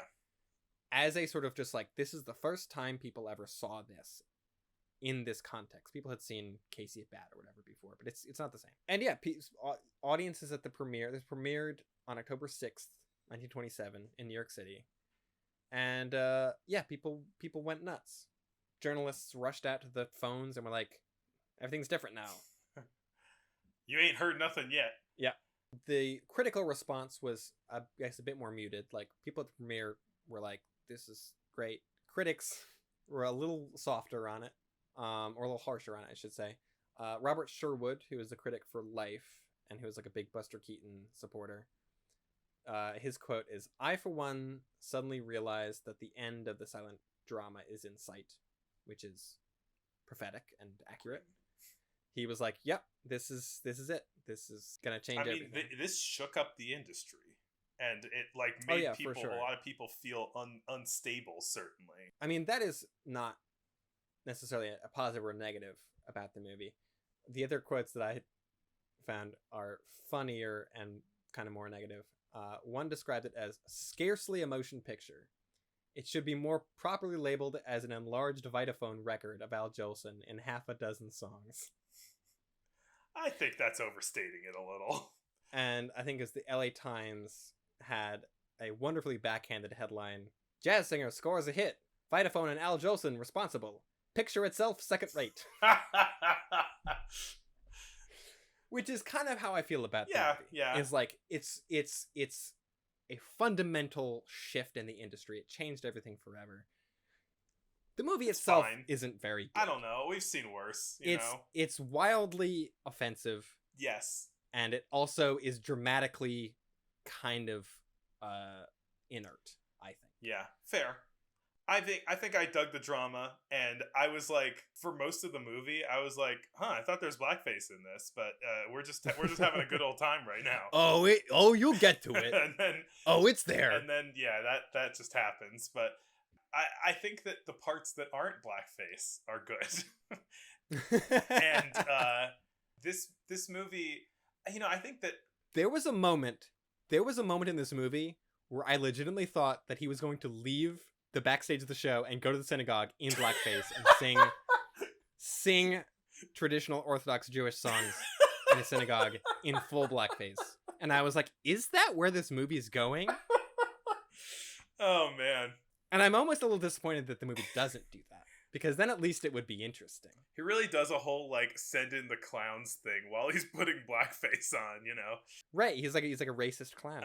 That I also wrote down. Which I guess is what blackface is being a racist clown. Racist clownery, yeah. I mean, I think another thing, this movie kind of speaks to some big things, even if it is a slight movie in terms of just the, meat of what's on the script. Because I feel like another assumption that I had before we started this project was that a lot of these movies were going to be wildly racist, right? And on the whole, and they're only a little racist. I don't know. I'm kind of surprised at how little racism on the whole I see in these movies. Maybe it's the fact that we're picking the cream of the crop in most cases. I also think it's usually a thing of it's either nothing, it's either fine, or it's very racist. Right. You know what I mean? Yeah. Like, there's not a lot of, like, sprinkled in between. Some of the Buster Keaton stuff is that way, where it's like there'll be one joke in a movie where you're just like, Buster, not a great look. But for the most part, it's like, you know, like love letters to the Confederacy or just movies that are fine. Yeah, but like, you know, 95% of the movies are fine. Yes. And I was completely shocked by that. And so looking at this movie, it seems like a bit of an aberration as well, because not a lot of movies are doing this just casual blackface.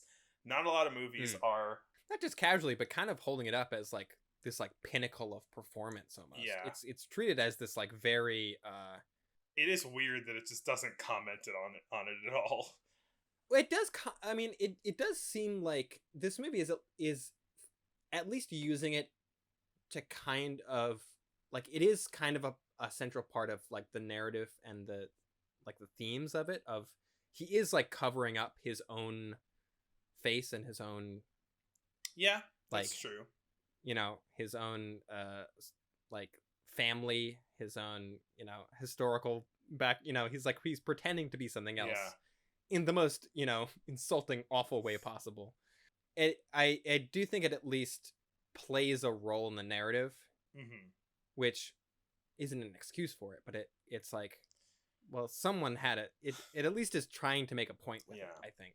And I mean, even if I also think it really kind of undermines a lot of the points this movie's making for me, because it's like, no, go be with your dying dad. Don't do a minstrel show. So I guess because this story was initially inspired by Al Jolson's story in the first place, Al Jolson did do, like, his main shtick was blackface. Yeah, that was, like, his whole deal. Yeah. This was, like, what he was very famous for. He did do other things, but, like his routines where he sang the song that he sings at the end, which is called Mammy, he would sing that in vaudeville stages and that kind of thing. He was very popular for that reason. It is unclear to me, the Al Jolson, and I need to do more research on this to speak like really confidently on it, but Al Jolson had some instances where he would stick his neck out for black colleagues, and you know what he was doing was this thing that Elvis did, for example, where he took black music and made it palatable to a white audience by having a white. He's white? What? I haven't seen the movie, but there's the scene in the Baz Luhrmann Elvis movie where Tom Hanks is like, "What?" He made it palatable to white audiences by being a white person singing it or doing it in blackface, and then brought popularity to this music, which, of course, you know, there are issues of appropriation, which like the musical genre of jazz, for instance. Right, yeah, but like, I think that there is a way that at the time, and maybe other people at the time, maybe black people at the time, although I will not speak for them, like could have seen it as like him doing his best to honor them, right, within the capacity of what was available at the time. Blackface is probably not necessary, but Al might have seen it that way. I don't know. Yeah, I don't know. I mean, there are some anecdotes about him, like I was saying, like boosting up and putting his career at risk for the sake of black people around him, when a lot of other people might not have done that. But I'm not really prepared to speak on how good of a guy he was, you know. It could be complicated. You know, blackface was never okay, but like, I think that it was not, in the popular understanding, it was not as cut and dry as it is now. Or even was 40 years ago when they made a remake of The Jazz Singer in 1980. 1980 with Neil. And what do you think they kept? What elements did they think, you know what, let's not cut this out? not only did they keep it, but they jumped right into it. I watched the first 10 minutes of the 1980 Jazz Singer, and 7 minutes in, blackface. Are you kidding me? Like, hey, 1980? they're like, hey, audiences want that Jazz Singer magic. Yeah.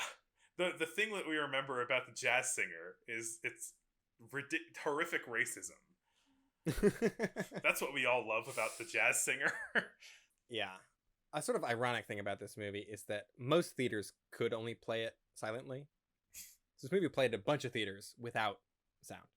It was also deemed ineligible for the first Oscars in terms of like winning one of the 2 Best Picture awards. So it won a special technical award for itself. It got a like, all right, most sound. right. It got like a special sort of like, you did this thing that no one's done before. Mm-hmm. We're gonna give you an award. Don't worry about it. But we can't judge you on the same level as this other stuff. I think that kind of stuck out to me about it, that I have failed to mention so far, is that this movie feels kind of almost like the blueprint for like the musician biopic. Yeah. In terms of wow, like, yeah. Dad, I just want to sing. Why don't? And then it's like the dad is dying, and it's like, I do love you, son. Like, wow, you're so right. Like that thing is still like, movies came out in the last like few years that have that exact plot structure. You know, seemingly that is maybe where that came from. It's a musician biopic with Fiddler on the Roof coding on top of it. Yeah, but this is the beginning of the end for silent film. I know. We've seen it. We've been doing this for so long, and the end is beginning. Yeah. But, we still got some great silent movies to watch, and soon enough we're gonna have some great talkies to watch too. Yeah, some pre-code racy talkie movies. Right. Starting 29, 30. That's like the rough start for the pre-code era, which is sound movies, but before the Hays Code was fully enforced. Well, I guess that's it. We have recorded what is surely our longest episode ever. We needed the longest episode to talk about the last racist movie. We probably Birth of a Nation in 1915. Now this is definitely our longest episode, but this is maybe the biggest year in silent movies. We were thinking about doing a double, a 2-parter, but we're not going to Mission Impossible you. We're not going to Spider-Verse you. No double features. Yeah. So we just crammed it into one big long episode and then had to make some merciless cuts to a bunch of other movies that look good. Yeah, we decided not to watch the 5-hour-long Napoleon movie. I want to too, but it was too much.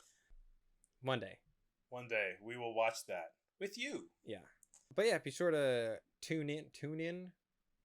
Click your Spotify link and listen to our next episode. Click or when tap. It comes out. Click or tap on your mouse or screen to use the dial on your radio box to subscribe. Please rate, review, and subscribe on your wireless radio.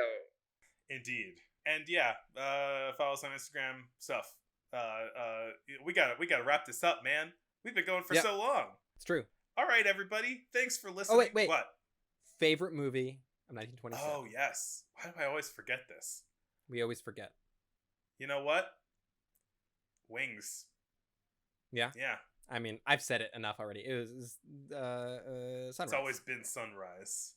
A Song of Two Humans. I'm very shocked that I didn't pick Metropolis, but yeah, it's like it's right up there with those. Like Metropolis is great.